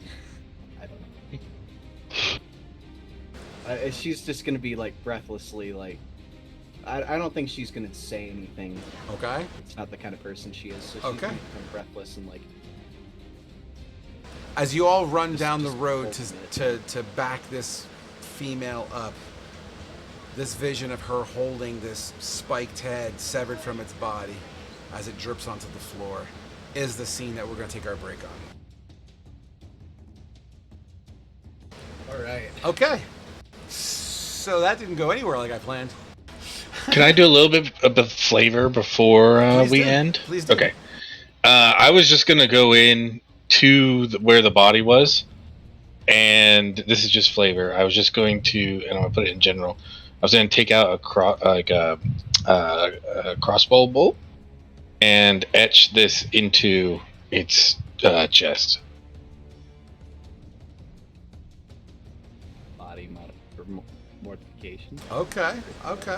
And then just leave. And not saying a prayer, just etching that into his chest and leaving. Awesome.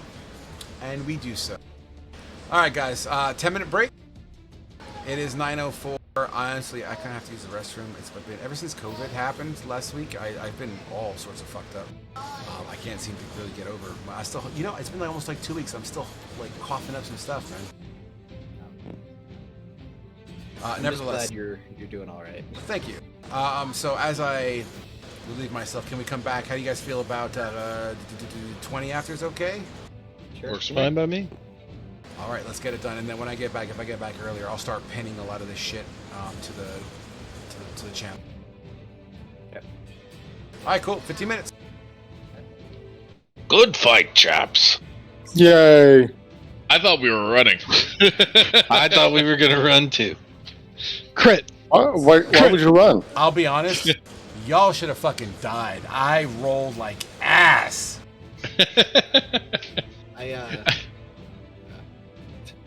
BRB. If it wasn't, resistant to poison, that thing could have gone down quicker. You got like 4 crits. I was hoping that once I got the grapple on it, everybody would be able to start getting some auto crits because it was on the ground. Yeah, that didn't take too long, unfortunately. Yeah. We should have dogpiled on it. Yeah. You going nowhere. Actually, truth be told, if you dogpiled on it, it wouldn't have been a good idea. Its barbs are a natural weapon. Oh. God. And as you Oh, guys I dive see what onto you're them, the saying. barbs Ugh. go through your throats, instantly killing you. You were ready. You were excited for that. I and it didn't was! happen, were you, Frog? I was. Even when I jumped down, I'm like, oh, fuck it, I'm gonna grapple! And I rolled like a 4. Alright, anyway, I'll be right back. I'm gonna use Yeah. the restroom.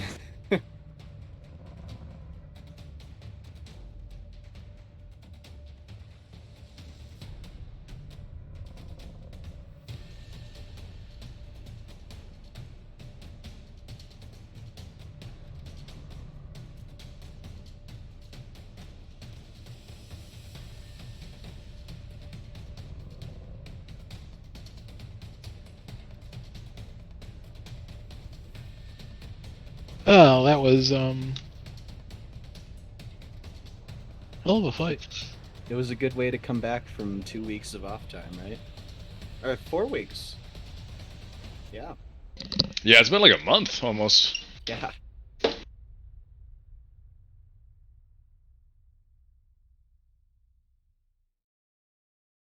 Oh. I did not think we were gonna fight this thing.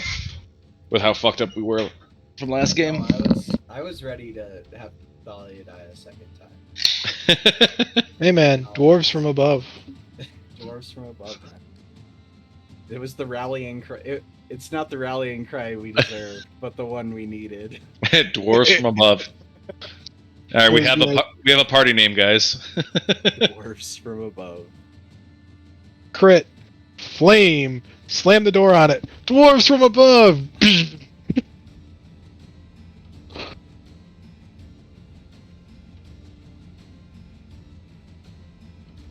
Maybe we'll level. That'd be cool. We have a lot of places to loot. Yeah, we Yeah. do. We have all the bodies. There's a basement over here that they were trying to make off with. Anybody want to help me scavenge ammo? Well, I think I think under the rules you get like. everybody Oh god. should we all Ammunition. take a separate building and just kind of clear them, or Each time you attack, I'll go to the bar. I am going to take a short rest here. Well, apparently this guy's not dead over here, so I got my hands full. You can, I recover. can help your... heal him. Oh, that's can right, you're a recover- pal. I'm tapped out as far as healing goes. I literally built Thalia to only be able to really heal herself, and that's only if it's like absolutely necessary. So, in the other campaign, she was multi-classed paladin and fighter, and now she's straight fighter with magic initiate for cleric, and so that's the whole.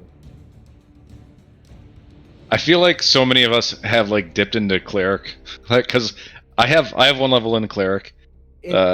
John is a cleric. Before Frog pitched me the idea of having Thalia come back, I was planning on actually being a artificer, because I figured, being that this is a survival intensive game, making our own sort of stuff would be extremely useful. Yeah. So that was like my main idea. And then he was like, nah. See, I'm horrible at character creation. That's why my guy's so weak at fucking attacks right now. Because I'm just like, I'll just go with the backstory. He's a cleric, now he's a sorcerer. I'm having fun. Yeah, it's But fun. whoever said you can recover half your expended ammo, you can. Just taking a minute to use the search action. Yeah. Nice, because I'm down to 29 bolts. Oh no, only 29. Only 29 bulbs. Hey, knowing my luck, I'll miss the next 29 shots. Brian, that's 29 turns. You're, I need you're a more. rogue. You don't have multi-attack. I need more turns. Don't rogues get multi-attack like way later? I don't think so. I think everything goes into their sneak attack. Okay. I guess, yeah, they do like 3 attacks once they get a hold of their... Like, it's almost equivalent to 3 attacks. Rogue. all Yeah. attacks. I think at level 5 it's a 3d6.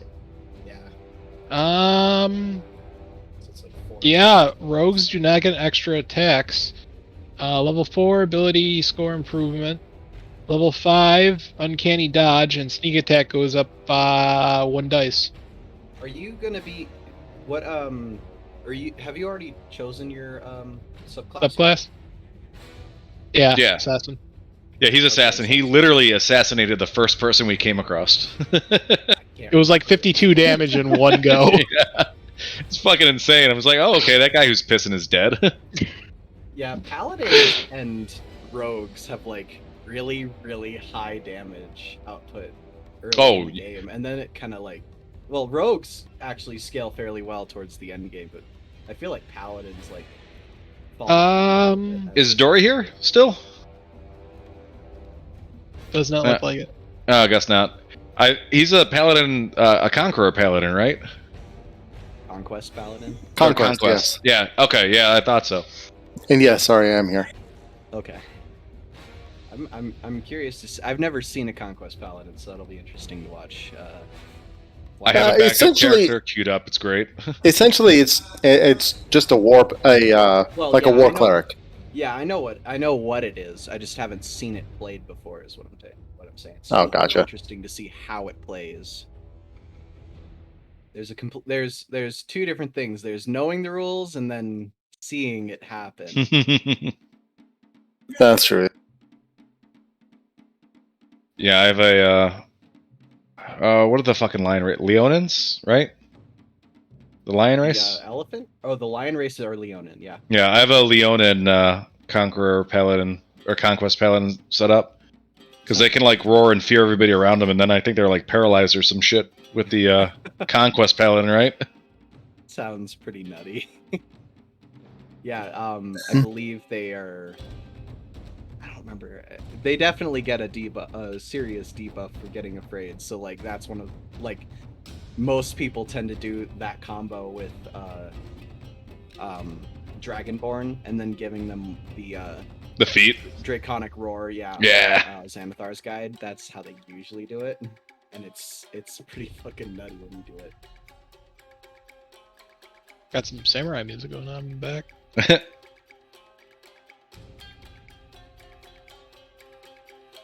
So this X over here, right by Phileas, is our Notch. Notched, and apparently he's not dead. I mean, I'll finish helping him up. as long as it doesn't hit any major arteries, Steve, you can have a hole in your chest for a little bit. Yeah, his hand like went through his chest, right? It was a sword. A sword, okay.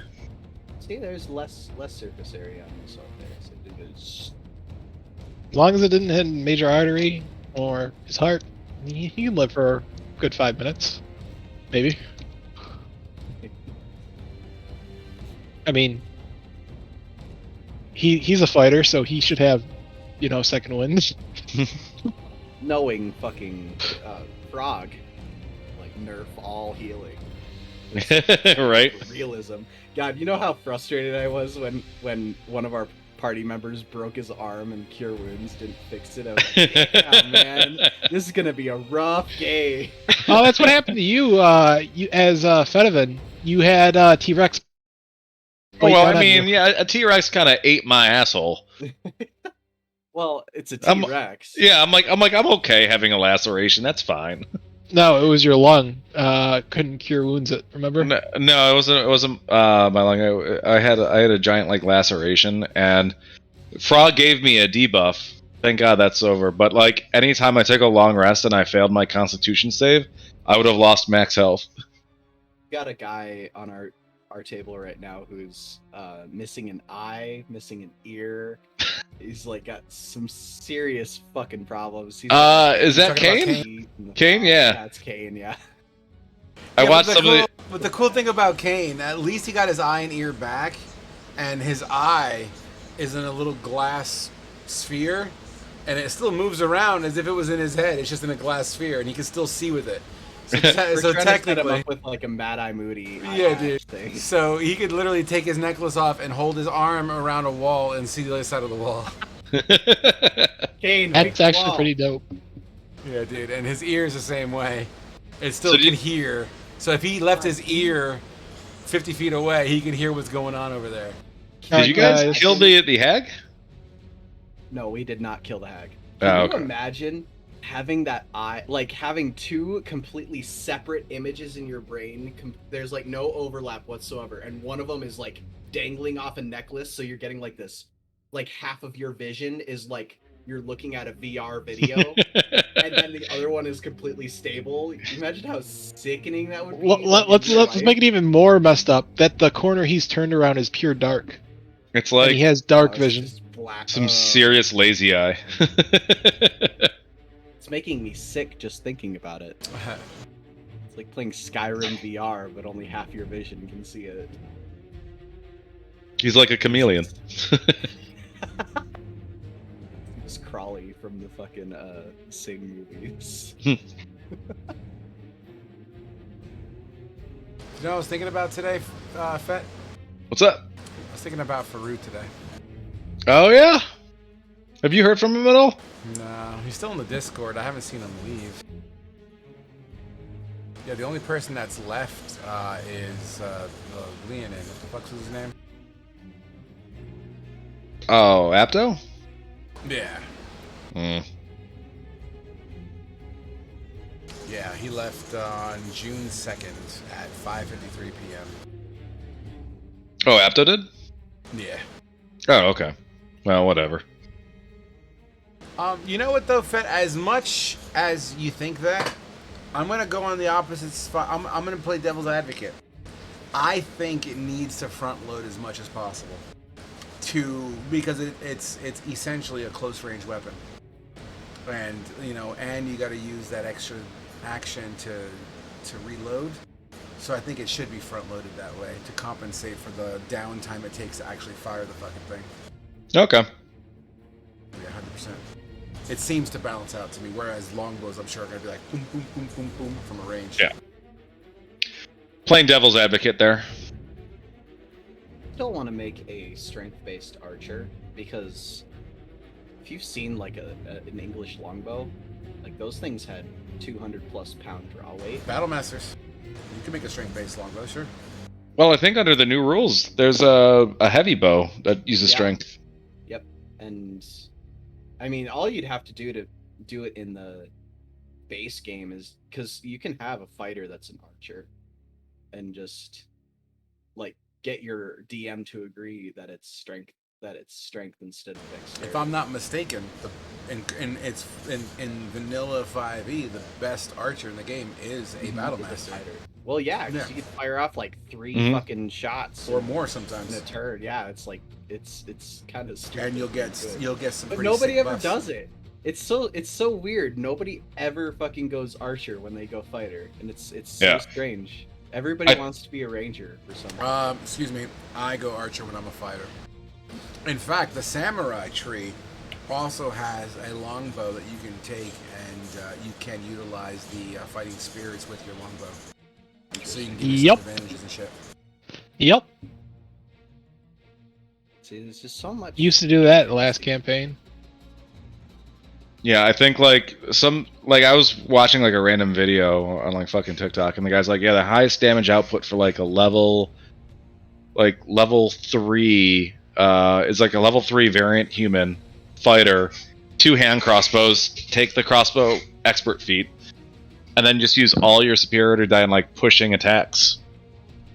And while you're using, oh no, it's level 4 because you have to have sharpshooter too. Okay.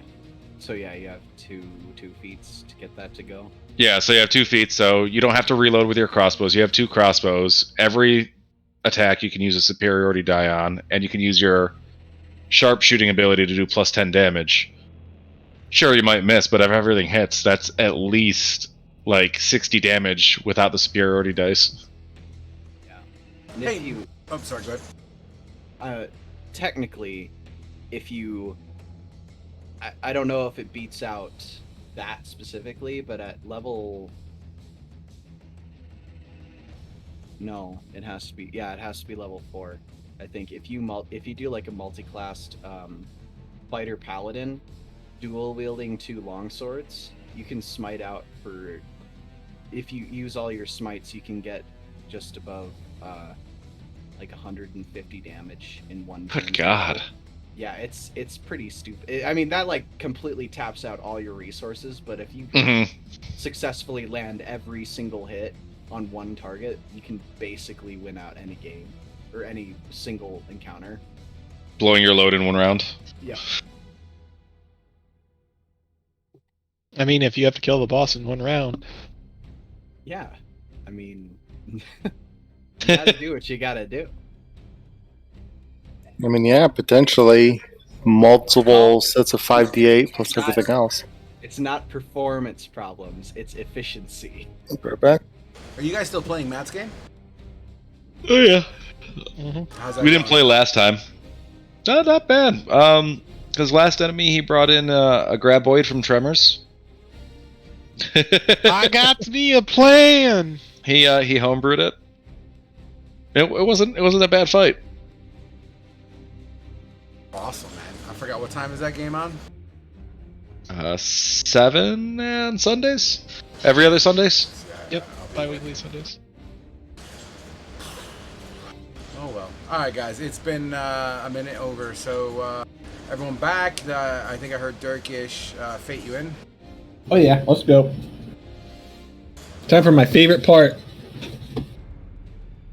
The farting. The It's loot. time for my favorite part, man. Time to loot up, boys. Just know, I like shiny. So in order to do this, Fucking Bill and Ted in one. All right, so hold on. So there were what? 3 Ashers. 3 Ashers, a Minotaur. What was it? Hobgoblin? A Knoll and an Orc. Yeah. And then Lorian, but we don't. I mean, I don't know if his Lauren? body has anything. Lauren. I'm gonna do this building, and then I'm doing this building. First off, I guess Frog, I'm gonna do the search action to get half my ammunition back. sorry, I was doing something. What'd you say? What'd you ask for? I'm back. Search action. By taking a minute, I can get half my ammo that I've wasted back. All right, how many shots you take? 11 shots. Sure, get half of them back. Absolutely, and round up. Okay. And then I'm going to search this building. All right, so I'm just gonna go ahead and say you guys collectively search this location's area. Would that be a fair assessment? That's what everyone's doing. I know there was a room Sure. with closed barrels and stuff like that.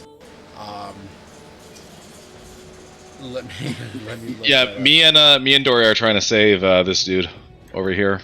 I'm laying my hands on him and giving him 1 hit point. Yeah, well, I am putting my hands on this man. unfortunately, as you assess the situation, you go up to him. His heart has been completely severed. He's absolutely in the process of bleeding out and dying. That the damage is so done, unless you have like a wish spell or some sort of a miracle, he's literally last breath as you guys all approach him, and he just kind of falls limp.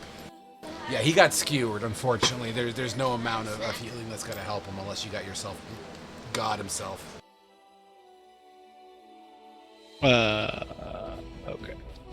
I guess I'll begin a prayer to Bahamut then.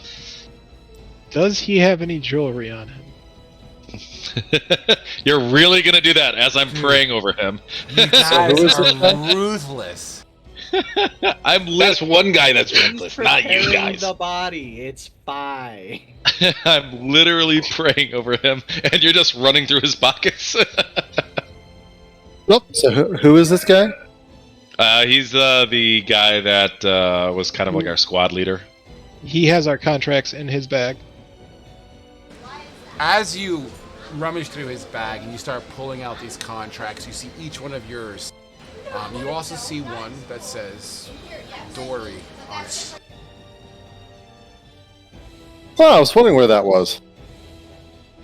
So, I'm gonna grab everybody's contract. Phileas will just sigh, and then he'll Voided prepare the. because he's dead. What's that? Are the contracts voided because he died? Well, let's read the contract and find out. Follow me.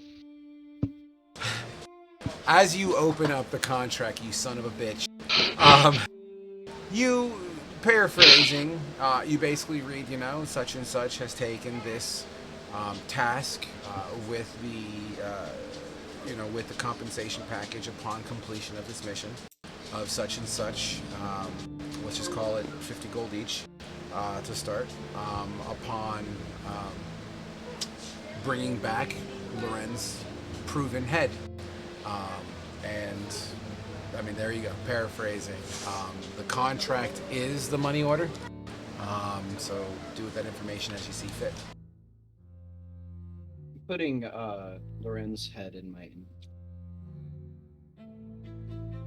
just as a heads up front. Roger that. I don't like Do we have? for my belt. Do we have, and more specifically, does Noct have dog tags? He would have his rank insignia on him. Okay. I'm going to take that off him, prepare the body, and then after I'm done saying my prayer, I'm going to lay him on the grease and light it on fire.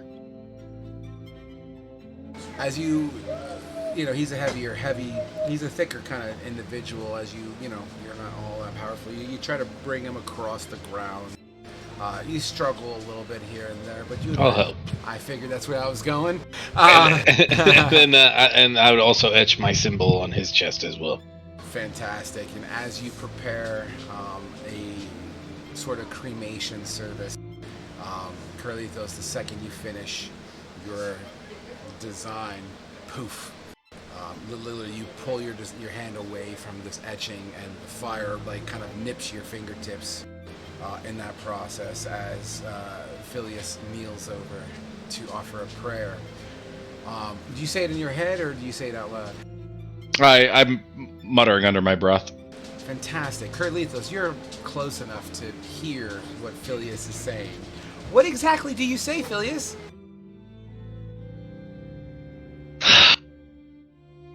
Oh, fiery dragon spirits, please watch over this man's soul. He may not have been as strong in life, but guide his strong spirit in the afterlife.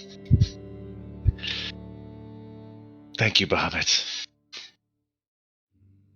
Carlitos, having heard this beautiful rendition of a prayer, do you wish to offer anything? Bahamut will guide thee until you rise again, reincarnated or in spirit. Your sacrifice will fuel Bahamut's flame for years to come. Thalia. And when he go ahead, sorry. When he says Bahamut's flame, golden flames will shoot out and start cremating. Beautiful. Why don't you roll me a religion check? Both of you. And tell me what you get, because I'm looking at something. 11.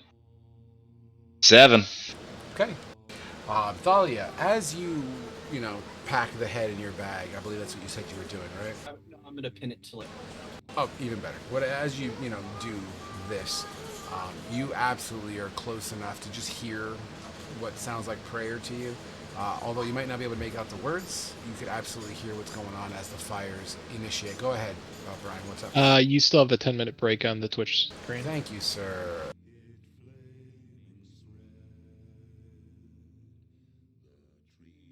My man, thank you. Yeah, so Thalia, you absolutely hear what sounds like prayer and what you would recognize to be some sort of ritualistic cremation services.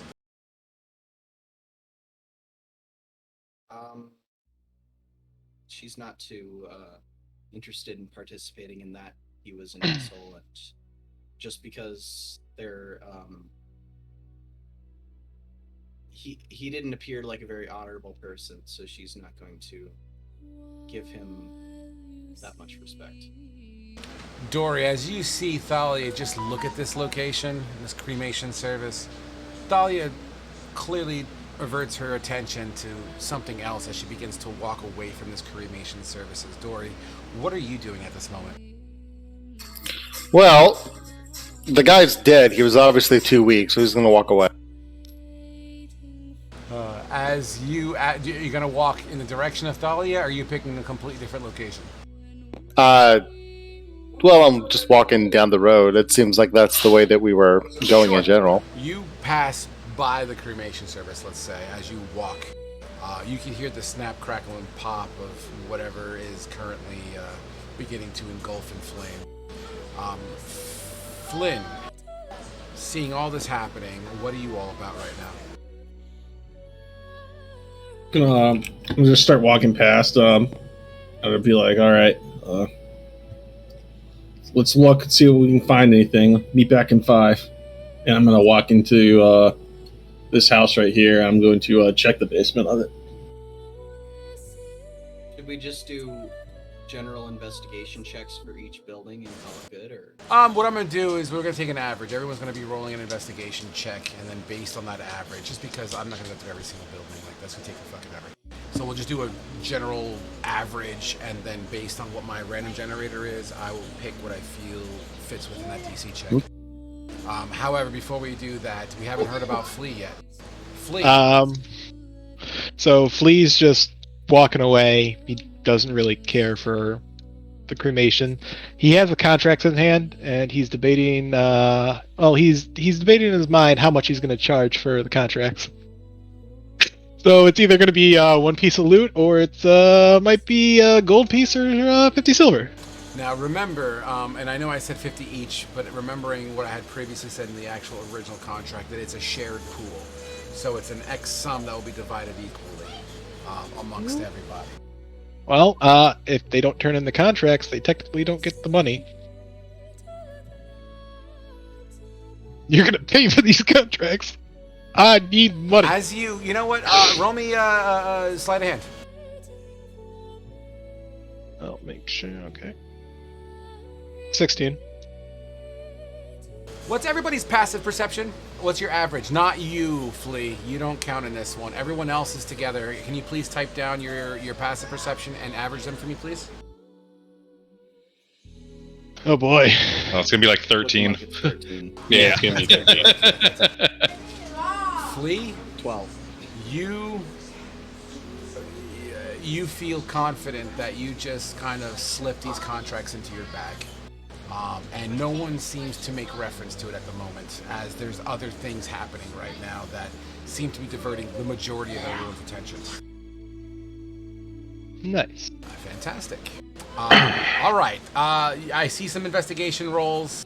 Am I missing somebody? 1, 2, 3, 4, Yeah, me. 5. Yep, go ahead. And if someone would be so kind to average that bitch out for me, that would be great while I get your random generator here.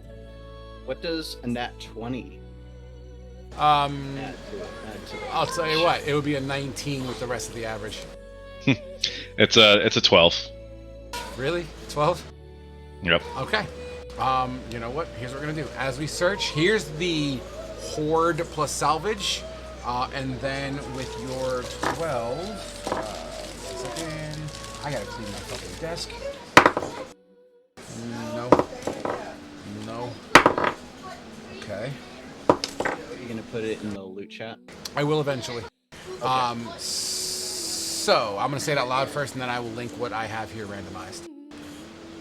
So these guys, Loren's group, they're obviously on a hit list for somebody. Someone's paying to have him whacked, so to speak. So that being said, he's known for his thievery, his tomfoolery, and his murder. So he's not broke.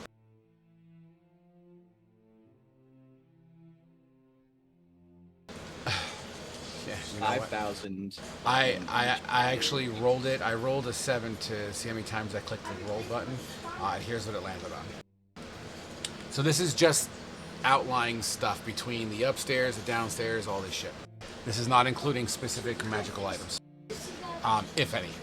So, 2,100 copper, 700 silver, and I will copy and paste this into the loot table as well.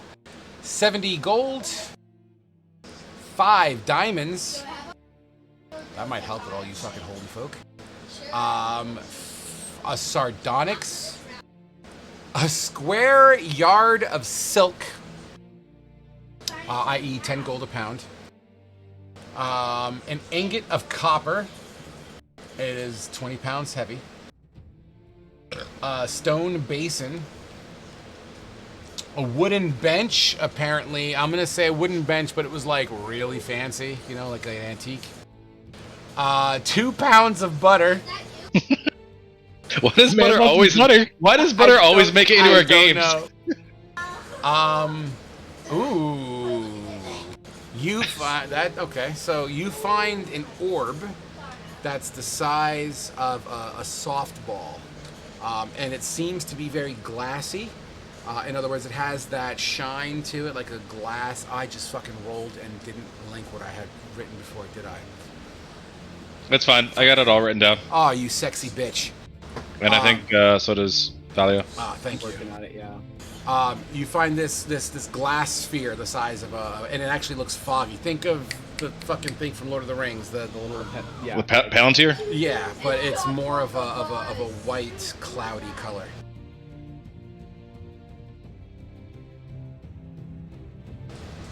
Okay, I've never seen that come up before. As you're going through these clothes at the bottom, you unveil, much more. That's where you found the silk, and that's where you find these diamonds. As you sift through that little pile, this perfectly cut cliche rupee from like Zelda kind of shape, but it's brown. But inside, you swear you see like a green swirl that kind of just seems to like almost as if this gem has like a swirling sand inside of it. Anybody here proficient with gems, Mr. Dwarf? Yes, I am. Roll me a knowledge check on it, please. How do I roll a knowledge check for this? Whatever you think makes the most sense. I think it's history check. Is that what stone cutting is? That's fine with me. Whatever you're proficient in with that. Because this is going to be more of a race thing for you. 17. 17. You see this, Dory, and you can tell this is an elemental gem. Specifically, it's an earth gem. This is important. So, as an earth gem, are you talking like it's something that can control things, or what are you meaning? I don't know. It looks like it's an item. As soon as I find a place to fucking link this for. Whoever else was writing it down, I believe I missed something between sardonyx and the square yard of silk. 2 pounds of butter. Yeah. I'll take a screenshot once we're done writing. Okay, all right. So you'll find that orb. Anyone here with Arcana? Yep. Roll me an Arcana check. And beat a 11, because this is not necessarily a secret item. 15. This glass orb is a drift globe.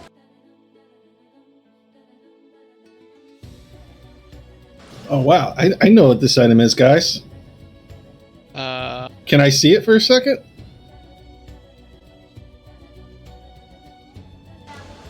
Sure, I'm assuming they hand it to you.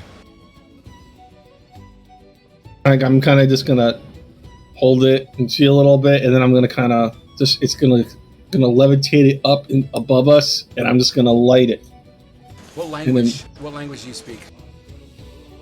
Besides Common. Draconic and Elvish. And you'll say the magical word in Elvish, as you can identify that this is other, the Elven territories. And as you say the word light in Elvish, it illuminates, and basically it's a floating torch of sorts. Cool. Because it's an item you found, I get to pick the color, and I'm gonna say forest green is the light color. And I'm bring it back down, turn it off, and be like, oh, this could come in handy at some point. Next to the 2 pounds of butter, you actually find a butter churner, because why not? Next to the silk, you also find 2 square yards of cloth in a sack, a wooden box containing 100 candles, a vial of laden ink, whatever the fuck that means. Oh, leadened ink. So, I guess it's lead ink. Okay. Olive oil? Mamma mia. Yeah, you find olive oil. Have any bread? Do we have a cook? Actually, you do find a barrel of garlic that weighs 130 pounds. All you need is some bread. With your roll, I am not giving you that. With your roll, I am not giving you that. Aww. I'll give one more generate. I'll actually do one individual treasure item, and let's see what it is. These were some Italian criminals here. Maybe they're part of the Italian mafia. Oh shit! I mean, you might be onto something. Were these criminals though? It looks like a town. Oh, this was like their hideout. This is Yeah, this is where their they're hideout. hiding out. This is a ruined town, abandoned. Gotcha. Only because I think it's cool. You also find a block of soap. He stole my soap. Steals soap. Don't drop it. And last but not least, okay, you find a shark tooth, just a tooth, but this tooth is probably 4 inches in length, and it's like a perfect triangle. It's got barbs on the outside. Yeah, and I imagine people were gathering everything like in the middle somewhere, and I would have started ritual detecting magic as people were bringing in stuff to see what is magical. And I guess I would go into each house and do thieves' chant to see if there's hidden messages. We'll come back to that. Awesome. We'll come back to that. 60 points for Meek. Say what? I was meaning to do this earlier before we took the break, but Meek looks like he's the most beat up out of everyone, so I do a cure on him. Nice. Nice. I appreciate you. You're welcome. Fantastic. In your searching too, you also see like a half-eaten flank of blood sausage. Because why not? Nevertheless, as you do your detect magic, the drift globe obviously glows. The elemental gem, which I still haven't even looked up to see what it does, also. Elemental gem, once shattered, summons an elemental of that element. So it would summon an earth elemental, I believe. A temporary pet. All right, cool. And the shark tooth also begins to glow under your thing. Is what I missed. Well, at least it's not part of a crown this time around. By the way, completely random, all that shit. Was the foggy glass orb the drift globe? Correct. Or is there 2 items? Okay. As you pull all this shit together, and you put the gold and shit What in is there a too, right? sardonyx? It's a type of gem. I forgot what Okay. color it is off the top of my head, but it's I'll an look earth it gem. Yeah. I'm gonna identify all the magical items. I'm gonna let everyone know that these are special. By We'll have the to look way, at them more tonight. all these gems are smaller gems. These aren't like pristine, so all of them will be 50 gold each in theory. If you find a buyer, that is. Even the diamonds? Even the diamonds, these are smaller diamonds. A sardonyx is very red, with like ripples of white and lighter colored stone in it. Cool. Just a picture. How much is it worth? 50 gold pieces. It is. Oh no. It is Oh, no. tradition- Sorry. No, according no. to Wiki, it is 50 gold pieces. No, go Have a away. good night, Zoe. It is tradition for Zoe to pick the casualty of tonight. Zoe, your choices are the following. These are the names right here on the stream. Who's dying tonight? But make it quick, please. She's pointing to Curlithos. God.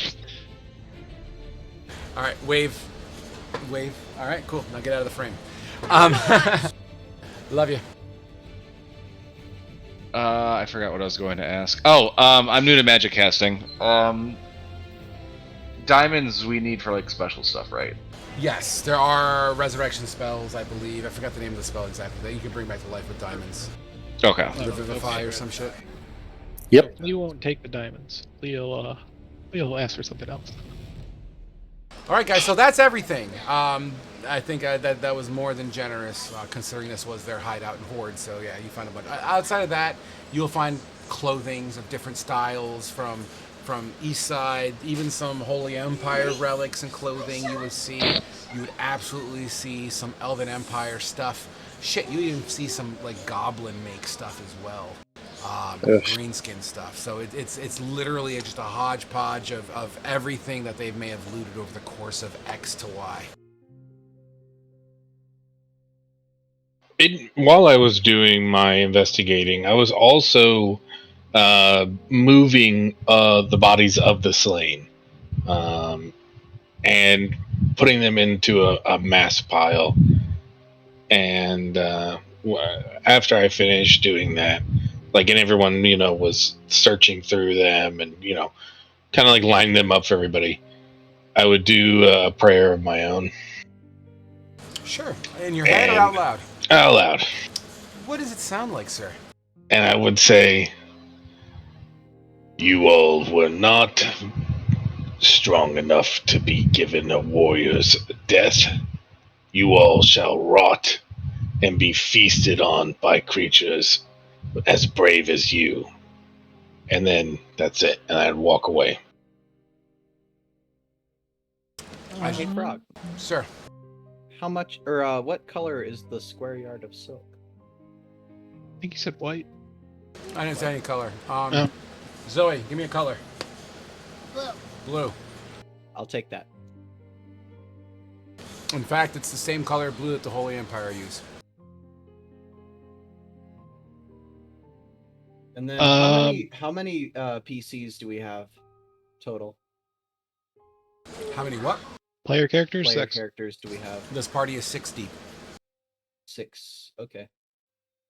I'll start Um, dividing up the coin. Does Thieves can't We're getting to that. show any? You can roll me your own personal investigation. Oh Because just boy. because you can read it doesn't mean you find it instantly. Or it's gonna take me some time if I do look for it. You know, I'm going to give you the only thing you see would be a symbol that you would recognize to be some sort of outlaw kind of symbol-y kind of situation. In fact, I happen to have a note of this.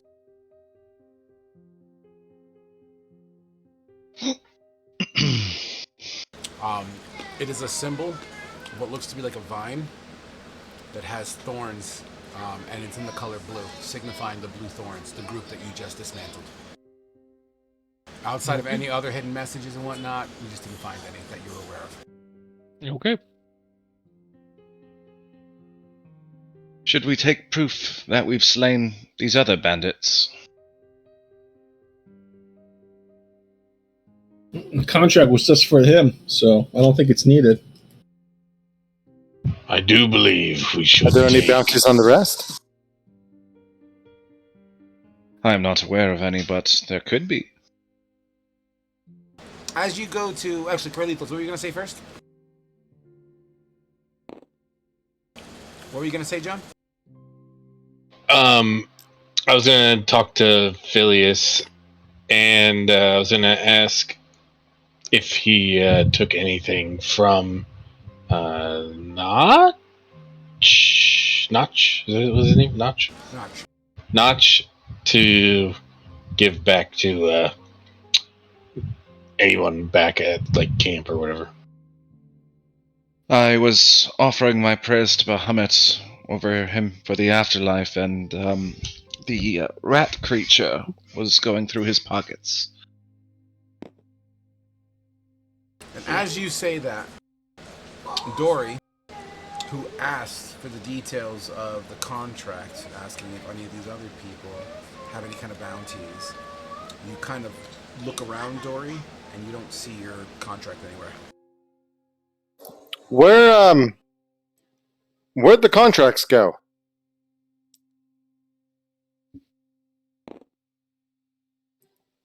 And he looks straight towards Flea.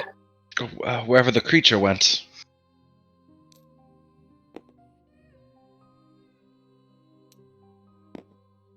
Wherever what creature went? Didn't you just take them off that body?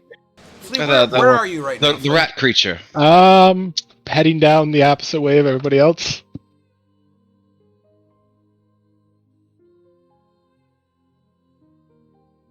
It was all you guys. There's nothing I offer here. You vile creature! Bring those contracts back here! I Where is he will going? dash. Wait. Calm down here. Phileas. I could have stopped him. Phileas. 70 feet. Save your energy. We're not in combat, so you don't have to worry about measurements and movement. This is all flavor. Gotcha. In that case, I'm going straight after me for my contract. Well, good luck trying to catch me. Yeah, so granted, Flea is a speed demon. Oh, he'll outrun me without a Oh, problem. yeah. Yeah, so And okay, so hold on. What's Flea's plan here? Complete and utter evasion? oh yeah, complete and utter invasion. They're not going to be able to, after them being all worn out, they're not going to be able to catch me. Alright, so everyone's able to approach Flea. He will absolutely outmaneuver the fuck out of almost everyone in this party, unless you have like a ace up your sleeve. But I Flea, do have a command. what's the range on your command? Oh, it's 60 feet. How far away is he? I mean, I would always be way. Ideally, because he did say he was walking away, so I'm gonna even say Yeah. even if it starts, it'll be like at just beyond 60 feet. So Yeah, that works. To be fair, unfortunately, it's too far away. But Is he in line of sight? no, he wrapped around the corner. he's done skiing. He's gone. I would say to Phileas, don't worry, Phileas. If that beast wants to be a part of our cohort once again, we will make him pay for re-entry. Thieves do not win anything in life but loneliness and suffering. You are Well, I guess he can qualified, keep the Carly. contracts. We have the pile of all the stuff that we gathered. Yeah, let's split all the coin 5 ways instead of 6. Ooh, Alright, just the luck- gems alone. Good luck trying to complete your mission. Hey, you're not there. You're not there. You're. Pretty sure we have the proof of life, so. Yeah, we have the. Yeah, we can take the creature with us. So at this point, Flea, you're out of their line of sight and you're hidden for the most part as you duck down in a bush just beyond the outskirts of this area. So let's focus on you for a hot minute. As you duck around to the bush, you pull the bag around from your back to your front and you start scurrying through it. What do you want to do at this point? Just for now, let me see where your head is at and I can build on it. Well, debating on basically how much the contracts are worth in my head to trade for. As you But sorry, go ahead. more than likely, it's worthless to me at this point. Well, to flavor that up, as you open the contract, you see, once again, the parameters of the mission. That these contracts, upon proof of the deed has been done, proof, the payout would be, whatever, 600 golds is the pool divided amongst how many people, decided to take this thing, let's just say. Okay, so that being said, one thing that you do notice as you are reading this, as the sunlight begins to really kind of rise in the sky, it's daylight, it's morning time at this point. You see a picture of Lauren's face. It is a human face.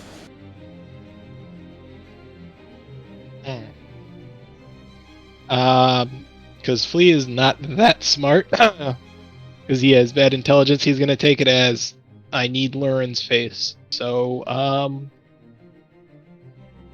he's just gonna pocket his contract very, very well hidden on his body, and put the rest in into the bag, I guess. I'm guessing he took Notch's bag with him. Sure. Absolutely. And then there's doodads and doohickeys in there. There's a deck of cards, some dice rolling. It seems like he may have been a bit of a gambler on the side. A tankard that he has himself. It seems to be weathered and worn down. In fact, he's popped the top so many times you could see like an indentation where his thumb would have been, flipping it open to drink. It also seems to be made of some sort of like an ivory, but once again, it's chipped and old, but it works. You'll find some parchment. As you kind of look at the parchment,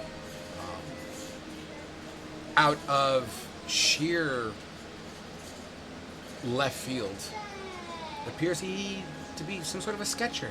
He actually has some decent sketchings of some landscapes, possibly places that he found beautiful on his travels. Any gold? I already gave you that. I'm just gonna slowly start walking back then, with the bag in the hand, and just, I guess wait until everybody's gathered up and just. So I'm guessing Thalia, you would be grouped up with them. Yes. Okay, so I'll walk up behind you guys, since you're all paying attention to that, and just throw the bag in there, in front. Basically in the pile, and to say there is there is nothing saying that Flea is free. What the shit is this? See, I'm gonna Phileas. keep my hand on the head while Flea's around. I'm sorry, what? I'm gonna keep my hand on the head while Flea is around. Absolutely. Even though your hand is gloved with greaves, so you don't spike yourself, but you do feel that even though his head is severed, these spikes are still a thing. Mm-hmm. That See. head is worthless too. You need the human face of this Lauren, it looks like. As you all acknowledge this rat folk walking back to the party after hauling ass about 5 minutes ago. See, Phileas, the thief returns. Maybe we should speak to him about his behavior and how he conducts himself in our presence. If not, we do not need to travel with him. He has much to atone for, this devious, wretched creature. We must not hate those who partake in things we do not agree with. In our line of work, we may come across his talents being well needed. It just needs to be done, not to us. As always, Carlithos, your wisdom knows no bounds. An addict will seek to fulfill their needs. We must provide him a treat. A treat? Yes, maybe we should allow him to think that he is stealing from us at times until we gain his trust. Not Carlithos. Phileas starts putting away a ration that he was starting to take out for the treat. Well,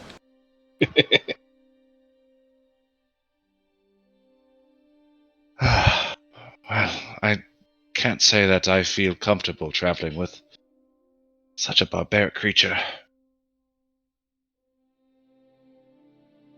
By the way, Flea, you hear this? Oh yeah, I'm not making any attempts to cover this conversation up. Leave your religion alone. Flea didn't ask for this. Flea just wants to be free. Flea was forced to take this contract. Phileas is just shaking his head, that's it. Flynn, Thalia, Dory, being a member of everything that's within earshot of you, what have you to say? Thalia does not really contribute to the conversation. More that she's just going to be polishing her weapons, cleaning them, armor as well, that kind of thing. Going on his comment about maybe we should let him think that he stole from us. Nobody steals from Dory. It is dishonorable.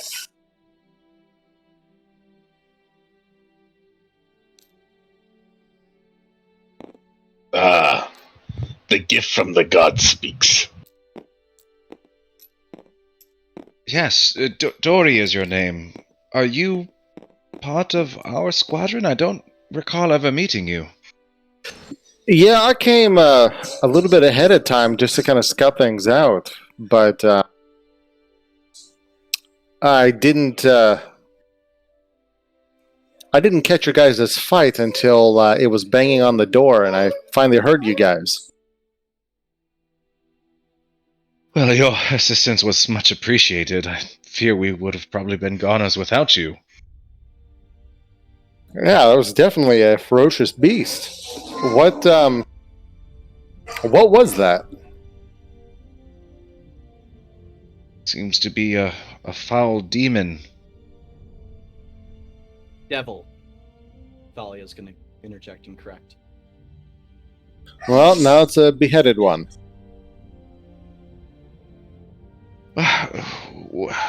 What are we doing hunting down bounties for a devil?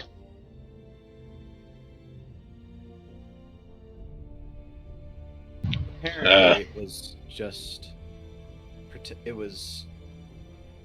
It had disguised itself as a human. I don't believe that anybody knew that it was really an infernal beast. Thalia, Arcana. Arcana? No. What's the fiend devil? It's not nature. Would it be Arcana? No, Arcana is religion? it would be a religion, 100% religion. Give me a religion check. 15. You are very well aware that these motherfuckers are hardly seen on this plane, let alone in this continent. These are extraordinarily rare, almost unheard of, being seen in the... What do we call it? The overworld? Is that an accurate term? Just call it hell for now. That's fine. Okay. These are extraordinarily rare to be seen outside of their own realm. Fairly troubling to see one here. Us common folk may not be familiar with these creatures, but Bahamut has put us on this path, and it is a righteous path, and we have completed their first task. We've each shown our own strengths.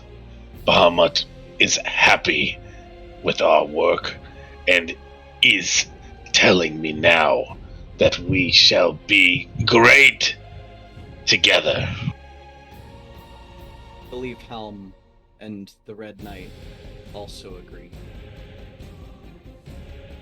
Phileas nods in agreement. All right, guys. Oh, go ahead. I was gonna say, and you, creature, are you with us? Just want to be free. You look free to me. No, I'm bound. Bound by the service.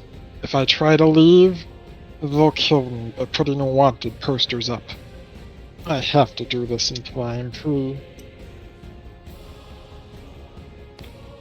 Well, Flea, instead of stealing from us, how about you stick close?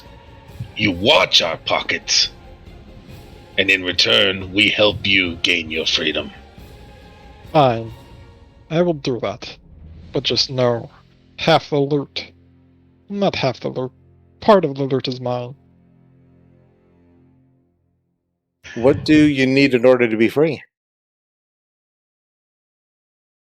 I don't know. I was told to go on this mission. I was caught. Framed. And then the humans wanted me to spill everything about my race and other beast folk, and where I lived. They wanted us to be used as an army. I refused to tell them my home location, and then they threw me in jail, and then gave me the option of staying there or going on this mission and other missions.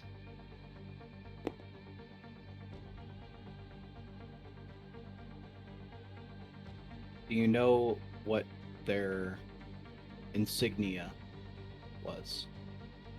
Flea is not that smart. Flea does not remember, unfortunately.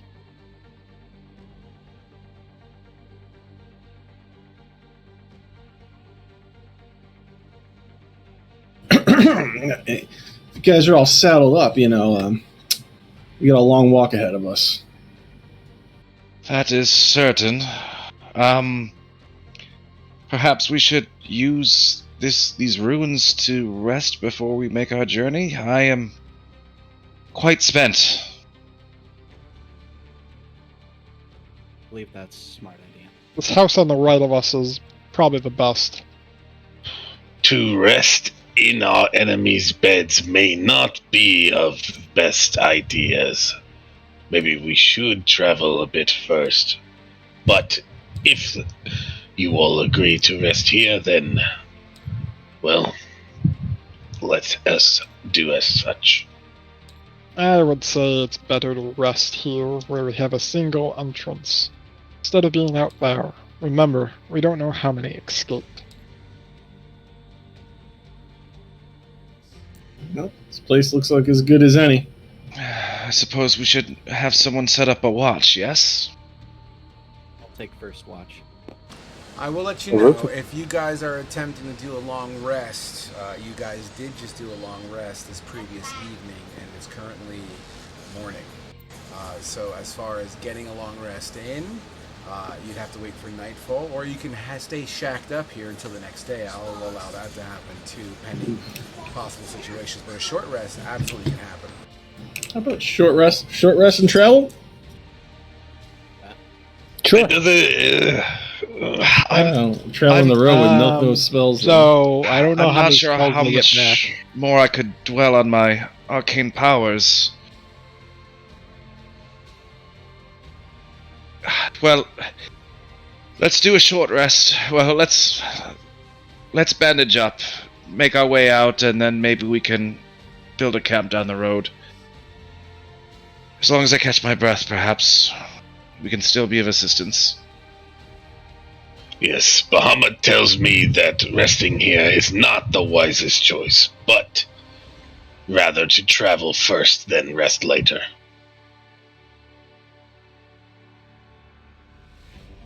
Okay.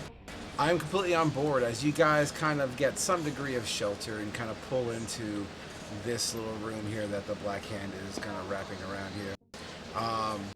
Yeah, take the benefits of a short rest, guys, as you stay here. Let's just call it even 30 minutes because we're gonna roll. Okay.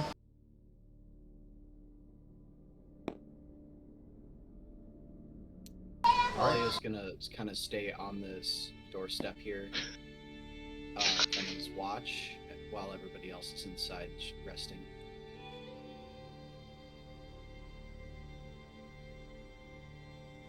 I'll take the next watch. Well, there's no real watches. It's a short rest. It's just a short rest. Yeah. This is like more than 10 minutes long, right? You can be. It can be like 30 minutes if you want. I'm thinking 30 Alright. minutes because everyone seems to be really tired. I'm going to I'm going to ask if they can hand me the shark tooth, and I'm going to use basically in the first game. I don't know if you guys caught it, but I found a pearl necklace inside a wardrobe. So I'm going to ritual cast. I'm going to use it to see if I can ritual cast identify on the shark tooth. Hold on. All right. As you identify the shark tooth, this shark tooth can be added to a weapon under certain criterias. If it's merged with the weapon, it would create the weapon to be magical. It'll have a magical property to it, and it'll add 1 point of additional slashing damage to it upon hit. Yeah. So it's like a socket of sorts. That's cool. Yeah, cool for slashing weapons.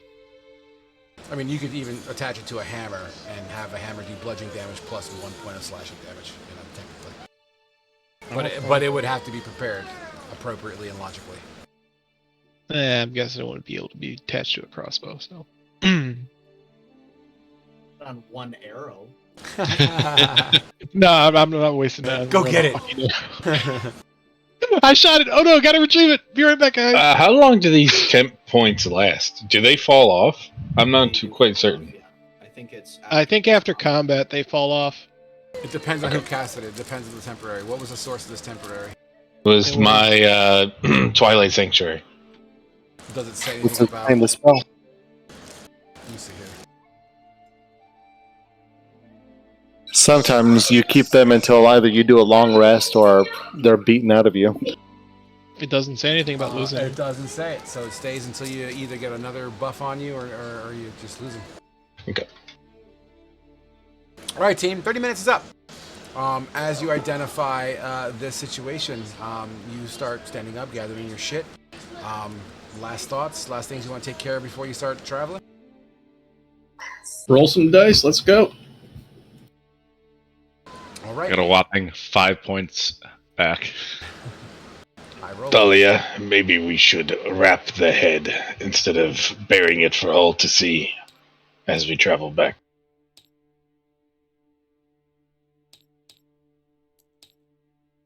I think it serves to dissuade people from attacking us.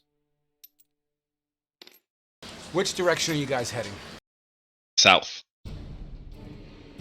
I'm assuming Where the the same. place was to turn in wherever we came from to go out on this mission, right? Correct. And it's rough estimate here. I don't know how many of you guys are cartographers, but you know that you came from roughly around this general area. Then I think we're heading back this way. Absolutely. As the morning turns to afternoon, you trudge through the northern lands here of the Elvish territory, marching your way through marsh, tree, semi-swamp, but eventually, as the further south you go, the land turns more solid. However, using the river that got you up here as your guide, putting the river on your left shoulder, following what looks to be a trail. I wouldn't really call it a road, but some sort of foot trafficked situation. Making your way further and further south. The afternoon turns to evening as the sun begins to darken in the sky slightly. It's about dinner time at this point in time, and having passed through wilderness and wildlife, birds chirping around you, and as the sun begins to hit the mountains to the east, or at least the ocean to your east, rather. Excuse me, what am I fucking talking about? The mountains to your west. In the vast different distance, you start to hear the crickets begin to chirp as twilight hours are upon us. Take it away. I believe we should camp here. Yes, my hooves are so sore. Agreed. Let's find a spot. Have you seen anything food-wise that we can eat? Add You're, to what we picked up? you're absolutely in a wilderness area. You are more than capable of attempting a hunt. But we don't have Asher. Fleet, you think you can bag us some game? I'll give it a shot. I'll give it a shot. Sure. Thalia is Did- going to start collecting firewood. Did anyone happen to bring the butter that we found? I believe someone has it. Yeah. It could go nice with a nice deer. if We could brought get one. everything. For the record, I believe that barrel of butter was what, 2 or 3 pounds. Just make sure we're keeping. Yep. 2 I think it pounds. was it? Okay. I can carry 255. I'm going to wipe off one of my bolts so there's no poison on it. Okay, I'm cool with it. 'Cause that would be And weird. then I'm basically gonna scamper off and go stealth. All right, let's keep it a simple survival check for me. Okay. Depending on your roll, depends on the gain you get. 13. For the 13, you come across a creature that seems to be sharpening its claws on the bark of a tree. It doesn't seem to be a medium creature at all. In fact, it would probably come up to your knee if it was to scratch onto you. And as you look at it, its fur is kind of like a grayish color. Its snout has like a white eyes, like white fur above its top brow area as I scratch my forehead, and a snout that points out almost like a rat nose in a sense. Whiskers are high, but you see its teeth also grinding onto the bark. It looks like it's digging into the bark, maybe for some sort of larva, food. Its tail seems to be hairless. Is it actually a rat? No, it is not a rat. No. Possum. Yeah. Oh, okay. I guess I'll take a shot at it. Sure, beat a 10. I was wondering if we were gonna have him have an existential crisis about the rat. DM inspiration, please. He just really did not want to eat that possum. Just roll another one, please. Oh my god. I was there for the opposite. Roll a D100, please. And roll below a 75. He's gonna explode this thing. 47. You get a square in the heart, it instantly drops. If you rolled over a 75, you are going to destroy the meat. It's not a shotgun. Jesus. With a fucking roll like that and the damage he does, yes! It's a fucking 50 caliber shooting arrows. I'll quickly scamper up to it, grab it, and bring it back to camp. Absolutely. It's you hit it so perfect. It was there and then not. As you bring it back by the tail. At this point, campfire has started. Thalia is just sitting down after having gathered firewood. Flynn, while he was hunting, what were you doing this whole time?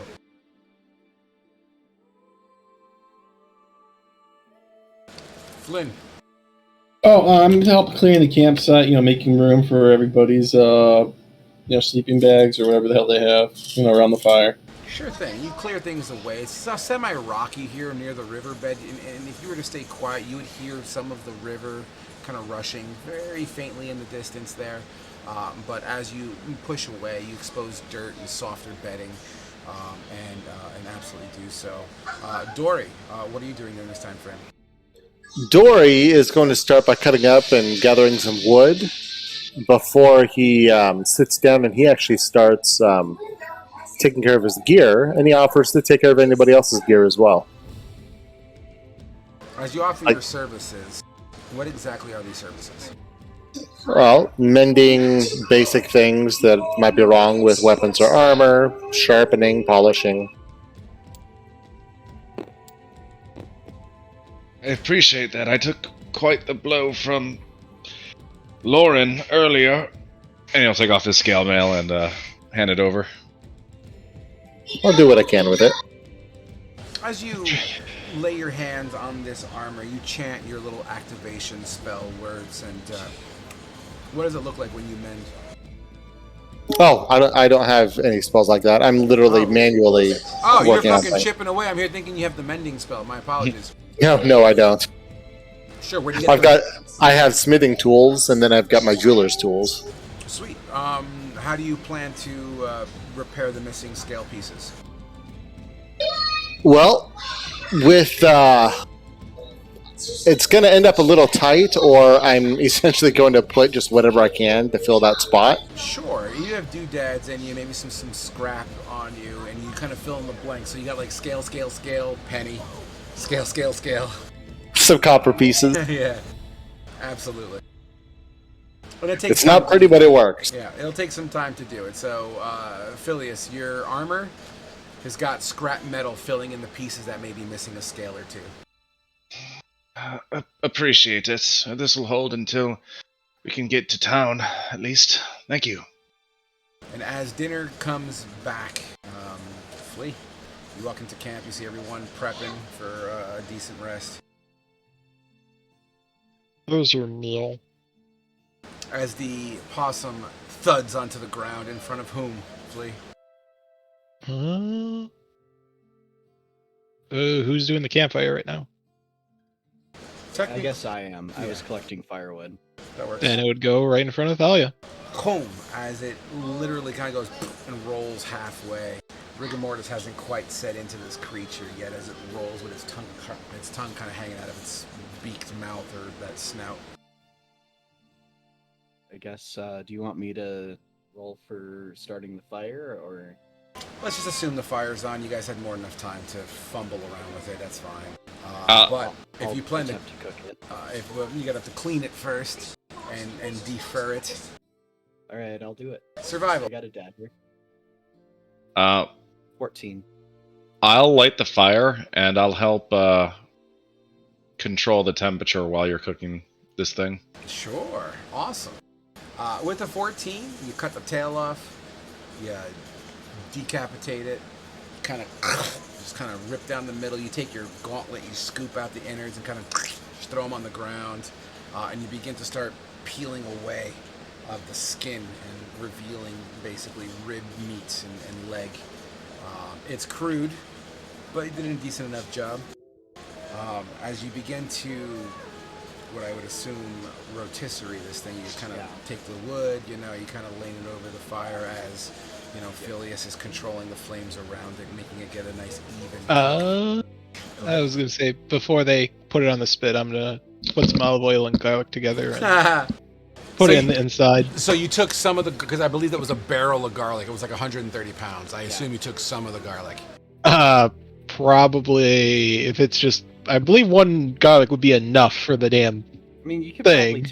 probably like grab a braid of garlic and tie it to your That belt works. and that would be plenty of garlic. I'm okay with that. All right, and then mix it with some olive oil and shove it in the middle, and then put it on the skewer. And Okay, I want Phileas, Flea, and Thalia all roll me a survival check and average it out. I can only hope this. With advantage because you're adding seasoning. Oh, okay. Hey, that's better. All right, that's Pretty good. It's like a 17, 18 somewhere around All there. right, that works Yeah, for me. That's more than enough. It takes about an hour of sweet cooking, slowly roasting, whatnots, and during this hour, you guys mingle and reflect upon the day. Is there anything in particular you wish to reflect on? Phileas will, after we eat and before we pack it in, he'll just be staring into the flames. And once we start winding down, he'll start controlling the flames again and making some gold embers come out, form into dancing figures, and just kind of give some entertainment to everybody. Thalia, after she's done kind of cleaning up her armor and weapons, she's gonna kind of like start feeling phantom pain in her midriff. She's gonna be kind of like holding it.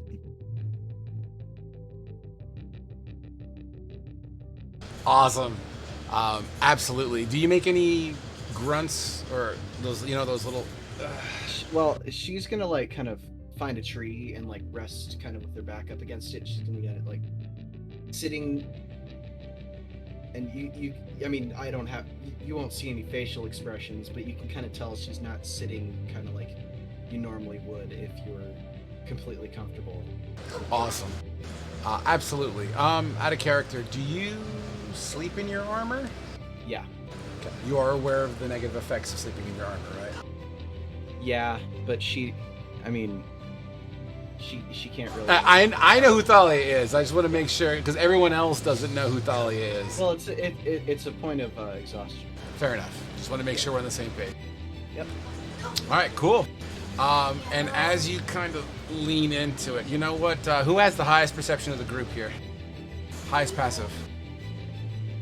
I have 11. I have 13. I heard One of the 13. 13 boys. So I'm going to go with the 13s. Whoever the 13s were, you would see Thalia kind of just leaning up the tree, who seems to be, for lack of a better way of explaining it, a little antisocial. Even though the cooking is going on, but it almost, I'm assuming, comes across as she's fucking hungry and she wants to eat something. Nevertheless, Curlithos, everyone seems to acknowledge that Thalia is there and resting up against a tree, kind of doing that little back shuffle. What's Curlithos all about at this moment? Is it how you said it's twilight? So is the moon up? Yeah, sure is, and it's I am- 3/4 full. I am arms wide out, spread out, just standing there, like like looking up with my trunk fully extended with a little tip at the end, and just like taking in the deep breath of the night. Give me a religion check. A tenor. Okay. Just checking. Absolutely. As your trunk is in the air and you try to just take in this moment, a breeze kind of just pushes through. It actually flips your ears a little bit as it like a kite in the wind, just kind of. It's not only to you a sign of some sort, at least you take it that way, as if it's a blessing, because that kind of sounds like you. Outside of that, it's also refreshing because that's where your body heat comes out of. So it's also cooling you down at the same time. The nighttime is starting to overtake the light, and the fireplace begins to create the vast majority of your life, or your light. Excuse me. The moon is bright enough and such that wherever the campfire light doesn't hit, you can see shadow being cast by the moonlight itself. Maybe not too bright, but enough to acknowledge that there's some moonlight that's bright enough to give some sort of extreme dim lighting around the areas. It's at this point as you start to serve dinner in this situation here, with the breeze cutting through the winds and the leaves rustle around you. Fireflies can be seen kind of sparkling in the tree lines that you guys are at, with the sounds of just faint rustling water, probably from the river. The crickets continue to chirp and echo. It almost sounds like a mating call. They would go kick, and you'd hear kick, and it just seems to completely surround you guys. As you separate and divide the food amongst the rest of the crew, who's serving dinner? I will, because I was the one rotisseriing it. As you get off of the tree and you put your hand on your knee, you stand back up and approach the spit. You take your blade and begin to separate. You guys begin to separate, or not you guys, but you begin to separate the pieces of equal flanks for everybody. Who do you hand it to first?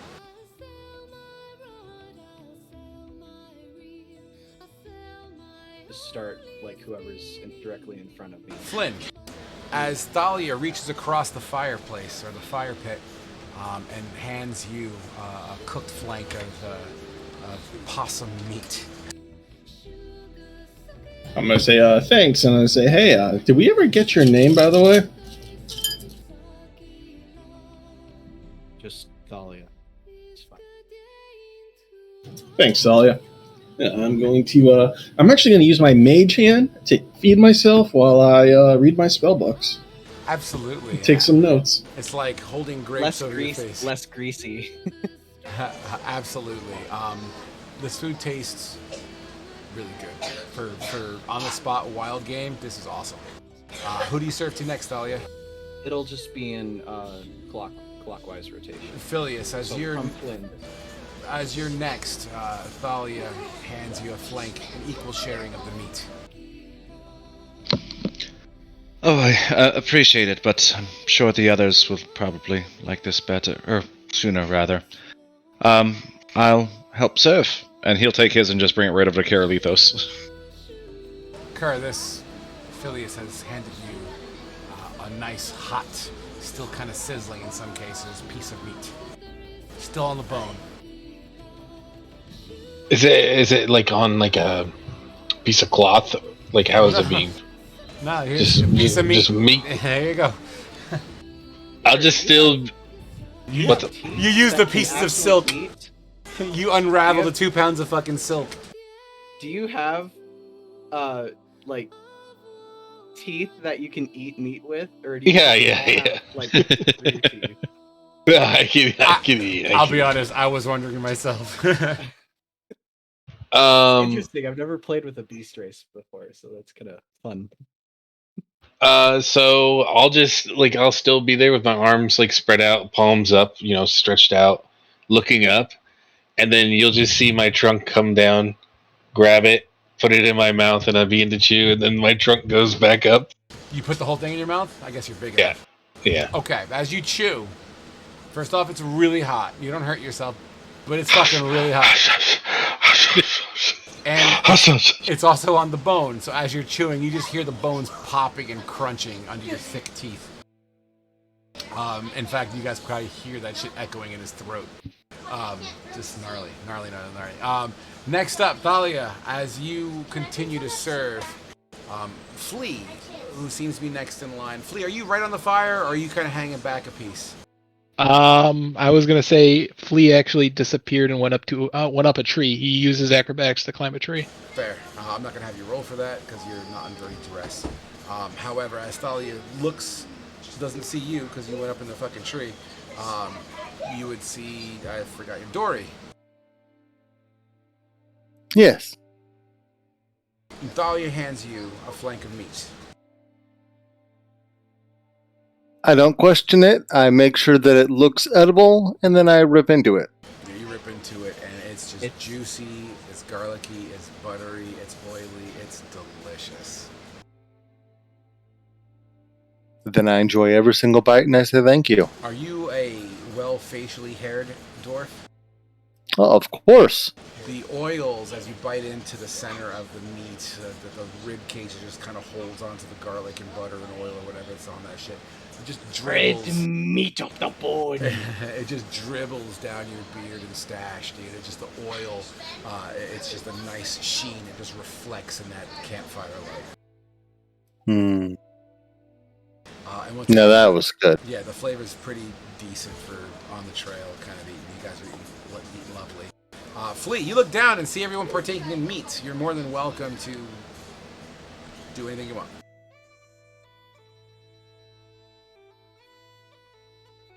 Flea will be the last one to eat.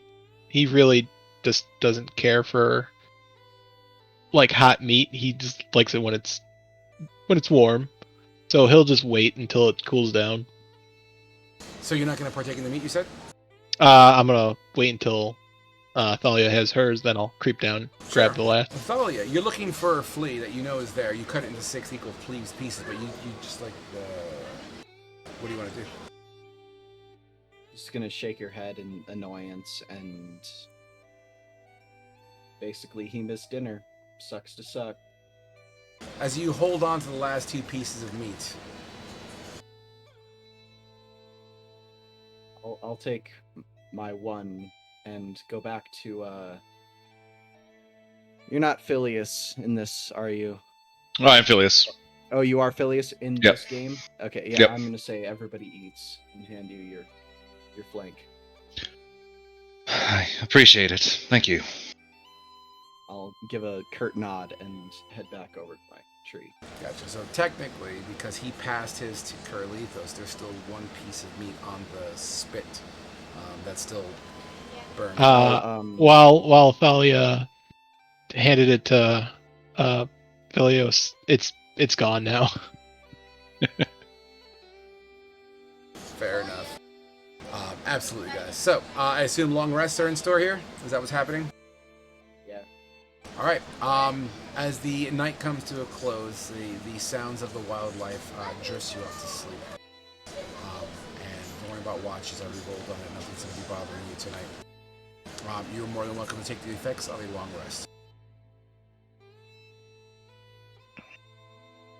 So, for those who need to remember, because I know some of you do, you regain half your hit dice pool. And you can roll your hit dice as well after you gain half your hit dice pool. Hit dice is rounded up, correct? Always round to your benefit unless it's against me. Save or suck. Correct.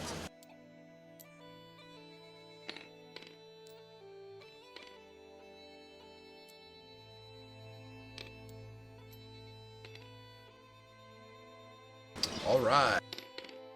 Everyone should get their numbers back at this point. Beautiful. Flynn. All our tokens. In the corner here. Flynn, you being as the type of person you are, I'm going to go ahead and say you're the first one awake today.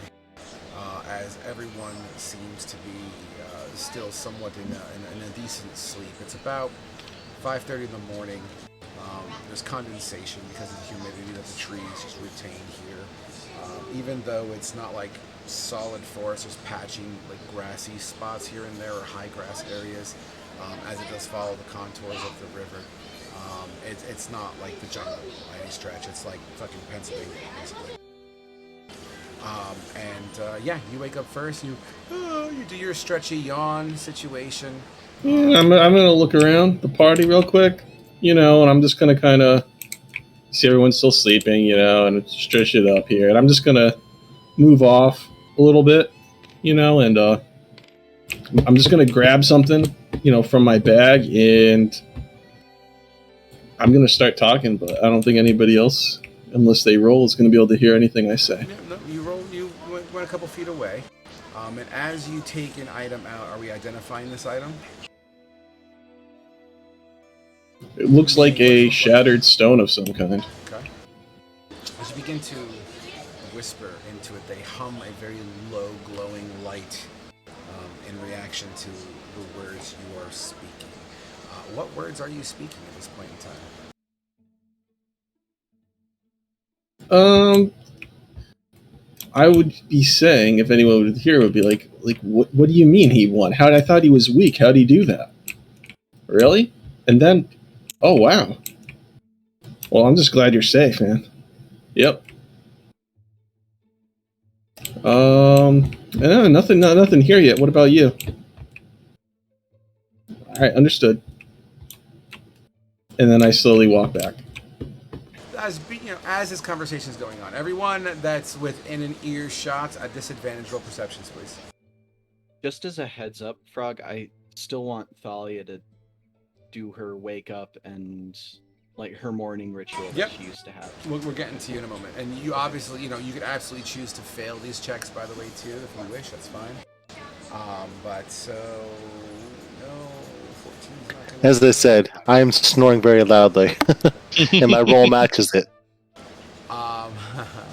So Thalia, you can choose to have this conversation that he was just talking about with himself to wake you up or not. It's up to you. But you rolled 20, so I'll hear it.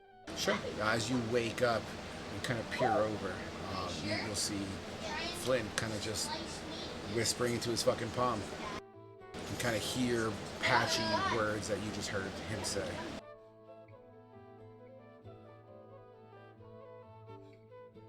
She's just going to make a mental note about it, but she's not going to interfere or interject at all. She's going to kind of walk a different direction and As you acknowledge and stand up, your armor itself, just its nature of what you're wearing, it clinks and clanks from time to time as you step and bend and kind of walk over people that might be sleeping near you so you don't disturb them.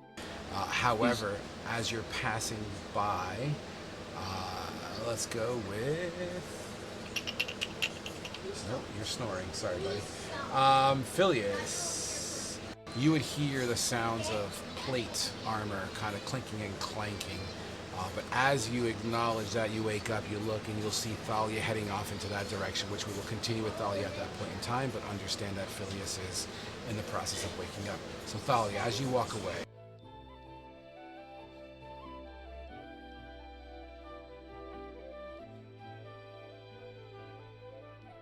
Thalia? Oh yeah, I'm just walking off, and she's just reflecting on, just still incredulous that she's still alive after what happened to her. And Absolutely. she's just kind of like trying to mentally understand and grapple with the responsibility that she feels responsible to do something good with the second chance, because apparently there's a plan for her, and she's not sure she's worthy of that plan. Phileas, as you see Thalia scamper off a little ways away, you wake up to the clinks and clanks. Carlitos, not that far off, snoring of a dwarf from across the campfire can be heard as well. You'll start to see Flynn on his way back to camp.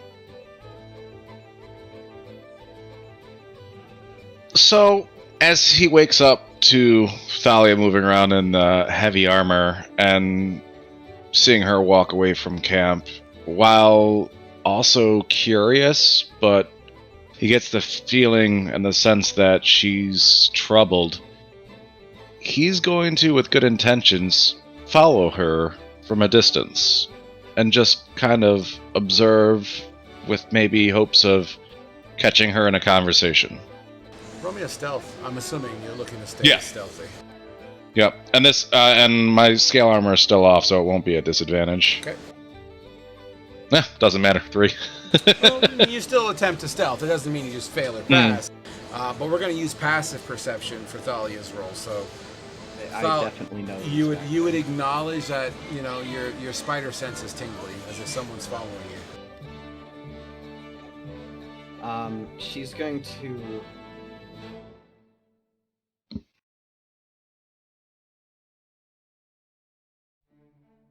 She's not going to immediately call him out on it. Once they get a fair distance away from the camp, she's gonna kind of stop and kind of turn around, and like, you won't see it because the visor is dark and you can't see my eyes, but you can tell I'm like looking at you, and I'm gonna give a small little shake of the head and then just kind of turn and keep going forward. Unfortunately for you, all of the reflection was in my head.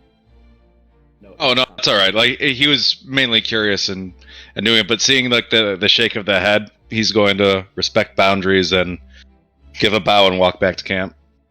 You could also tell that she was just gonna kind of like circle the camp as like just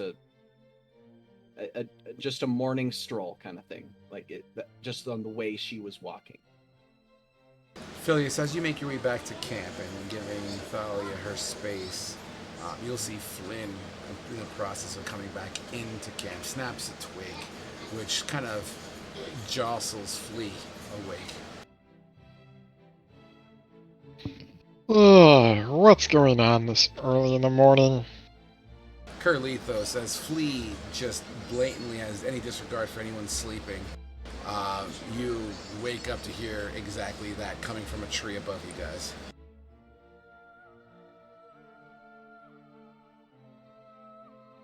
We bought much. Scared the shit out of me, man.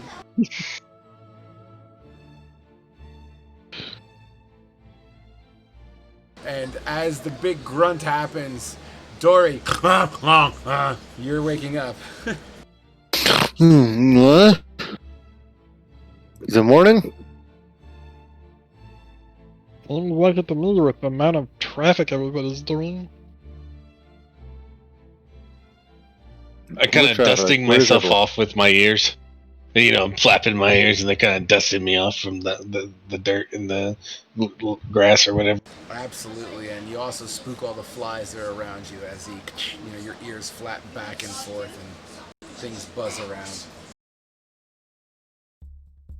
I honestly couldn't tell which one of you snore louder.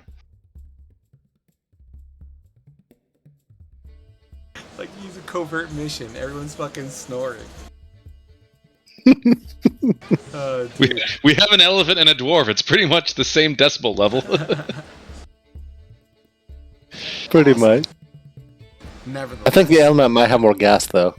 is there anything this morning anyone wishes to do before heading on the adventure? Eat. And then I'm good to go. Sure. You have rations, or you plan to do something else? I'm planning to eat whatever rations I have. Yeah, Fantastic. I'm gonna ration it up. As you pull out your dried stick meat ration, you chew loud enough for people to hear you just grinding down with your teeth. Thalia, it's been a few minutes. Have you made your way back to camp? Yeah, she's gonna fast this morning. Clink, clank, clink, clank as you see people chewing up on their rations. I'm just gonna say you're more than welcome to acknowledge if she eats or not. That's on you guys. But unless anyone has anything in particular they want to take care of, let me know now. Gonna brush my tusks. You just fucking pull a wire brush out of your bag, or Just yeah. you take the 2 pounds of silver.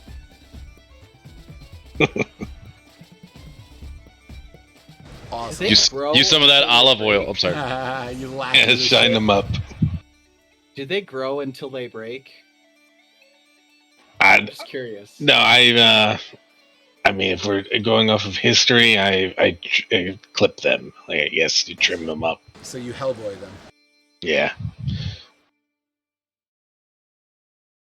Awesome. They grow back. They grow back. You know. Yeah. So as your morning routines come to a closing, Flynn, as eager as he always is, will stand up to acknowledge we still got like 5 or 6 more days to go.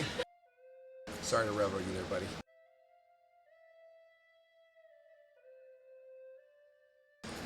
Last call. Anyone want to do anything? All right. As you stand up, pack your shit, and kind of cover up the signs of the campfire. Try not to leave as any traces as possible. You make your way. The trail that you make your way south through begins to get closer and closer to the river. It gets to the point that you're practically on the riverbed in some cases, in most cases. You remember passing through here some 3 days ago as the terrain creates a dip, a cliff of sorts, and the sound of rushing water gets louder and louder and louder as you get closer to it. The sound is recognizable and almost definitive. The sounds of a very large waterfall can be heard in the distance. The closer you get, the more moisture you can smell in the air as this water just disperses over its, careening down to the depths below. As you get closer, the sunlight would peer through this mist and you would see shimmers of rainbow colors here and there around you as birds begin to fly. As you would look up and downstream, in some cases you can see what looks to be fish swimming, trying to swim upstream as if it was spawning season. Think salmon. You get yourselves to the edge of this cliff, and as you look down below, easy minimum 60 feet as the water just kind of goes across. The dirt path you're on does seem to lean into the top of the waterfall, which you see many rocks high enough for you to use, almost like a natural land bridge of just rock and stone as the river sweeps over these rocks and stone into the waterfall itself. Does that make sense? Yep. I can illustrate if you need We got it.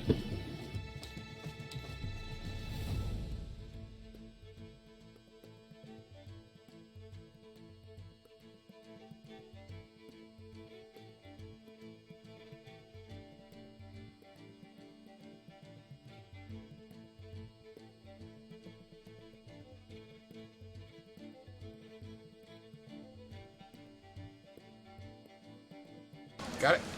Yep. So that's your setup. You are coming in from roughly this side, let's say.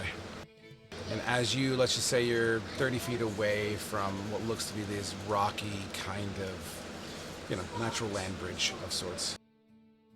Stones to hop on as you go across the river. Thalia is going to kind of freeze. She remembers something. Long ago. Remember the river? There's been many. That. Okay. Yeah, sure. If you got PTSD, I'm okay with that.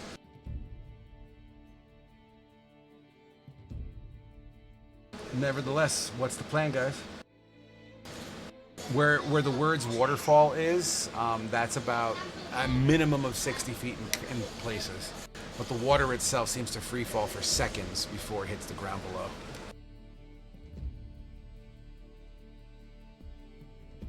And naturally. So is that a place that we can walk through? Yes, like I said, the top of the waterfall itself, like just where the water cascades over the cliff, there's rocks and stones that you can easily hop across. How strong is the current right here? Strong enough that if you weren't a good swimmer, you probably wouldn't make it. I'd like to look and see about how deep it is. Sure. As you make your way to the shoreline, I'm going to guess 10, 15 feet further up from the edge. You put your foot in, or at least you put your trunk in. How about that? And you don't really touch bottom. It seems to be a fairly steep embankment, you know what I mean? So going into the river seems to cut pretty Okay. quickly. Well, who's going first? I'll go first. Perhaps it's better that we find a different way across. Nah, we can make it. I feel like it's just not quite stable enough. This is a stupid idea. We only need one person with a rope to make it across. We'll be fine. Who's the swiftiest? I should also say that from one side to the other, and I'm going to say somewhere in the 40-foot across, 50-foot across range. It's a decent river. I know this doesn't do it justice. This is more of a point of reference. If you're worried about stability, then I shall go first.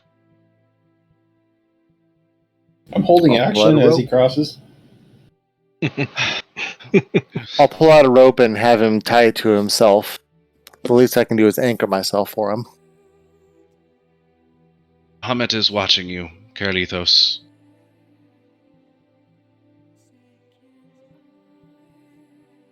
Okay, Carlitos. As you know what? Let's just do this the right way.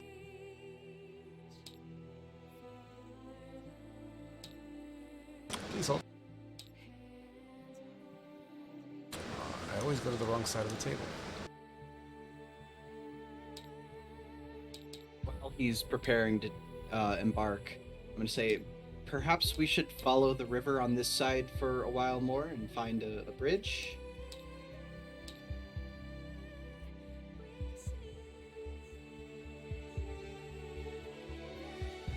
So, I would like everyone to please place your tokens generally in this area. And you did say it's 60 feet. Like 40 to 50. I didn't know the exact measurement, but now that we're here, each square is 5 foot, so whatever that math is. And because of scale, this cliff ledge, like I said, is a minimum of 60 that you can tell. It could be longer, you know, it is what it is. You know, you don't have a measuring tape to dip it down the side, but it's pretty far down. In other words, don't fall.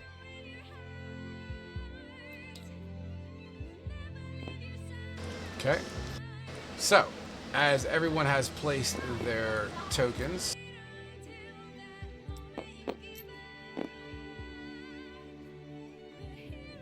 all right, Carlitos, go ahead and take your steps. So All right. these stones are obviously there. It's, you know, a hippity hoppity here and there. So I'm just gonna go ahead and say for every 30 feet of your movement, I'm gonna have you do an athletics check or an acrobatics check rather. Okay. Okay, you get to it. So you said every 30 feet? Roger, roger. 5, 10, 15, 20, 25, 30. Oop. There we go. Okay, go ahead and give me a acrobatics. A 19. Absolutely. Even with some of the water, just some kind of smashing against the stones that you're hopping on, the water would kick up. You'd feel the cold of the water on your thigh and kind of soaking up some of your clothes.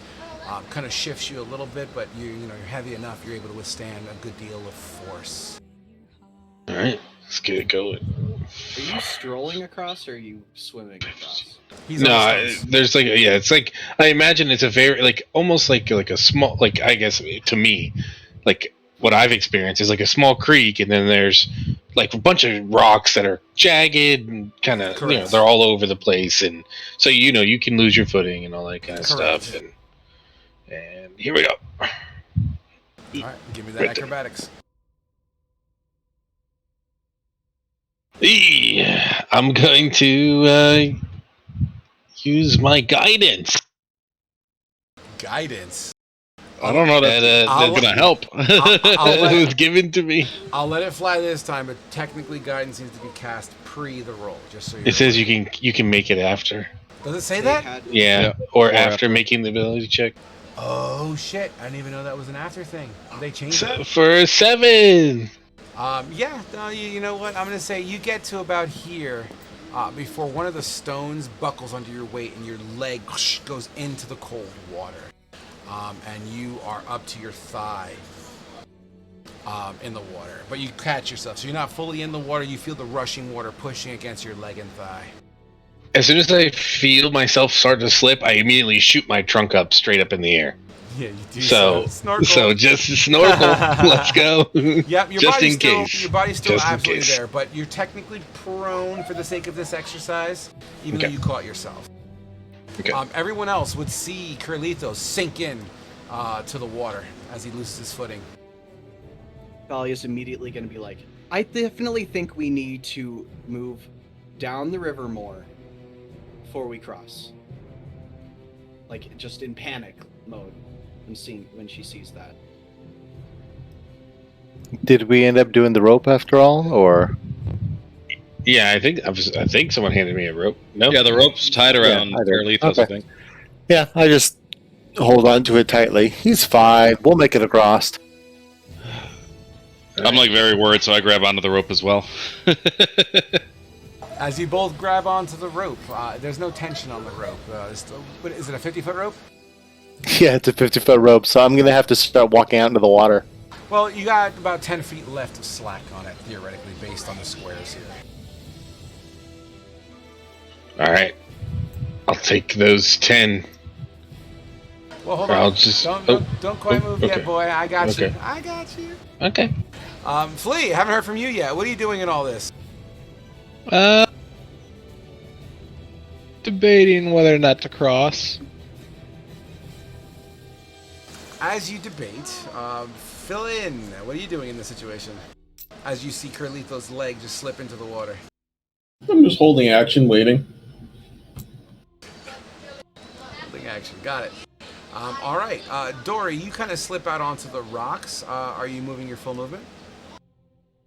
No, I'm just making sure that the rope is staying more or less taut. Okay. Give me roll me in athletics with advantage because you didn't take your full movement. Or excuse me, acrobatics with advantage. Sorry. Would I be able to do athletics? Nah, this is more of a balance thing at the moment.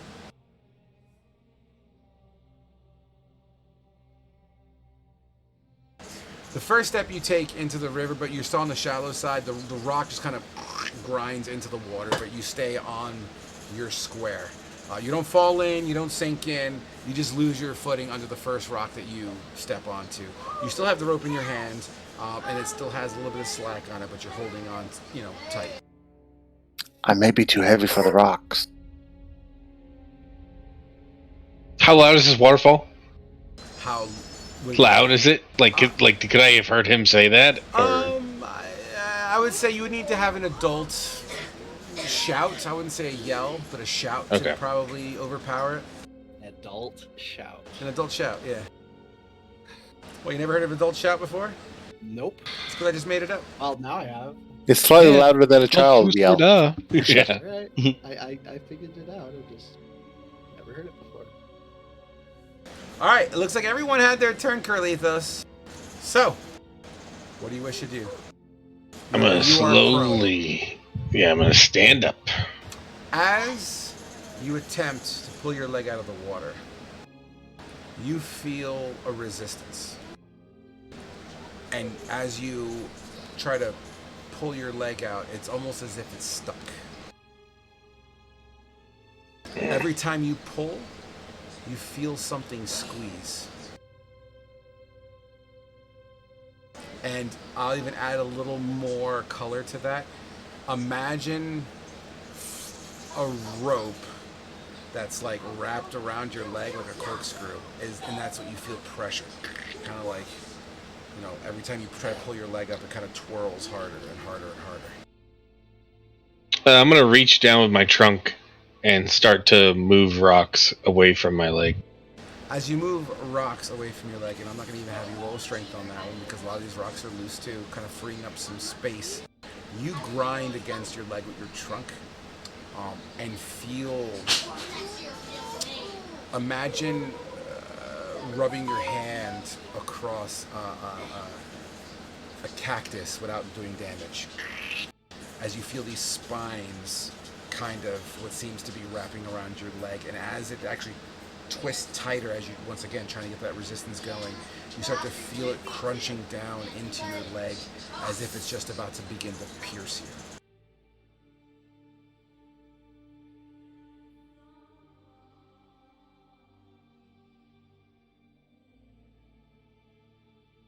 Everyone else would absolutely see you struggling.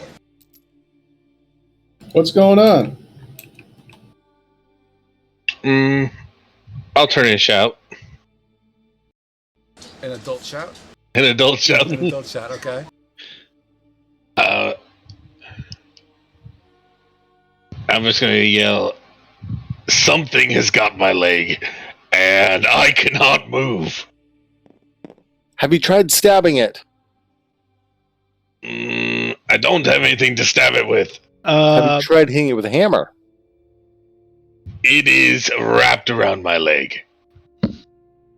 I'll quickly just try and acrobatically go across while holding the rope. Sure. Go ahead and roll me that acrobatics, please. And I'll keep myself locked in Oh. place. Oh my god. Perhaps we should pull the rope. As you're hopping across, because you are nimble, you are light on your feet, you are absolutely fucking nimble.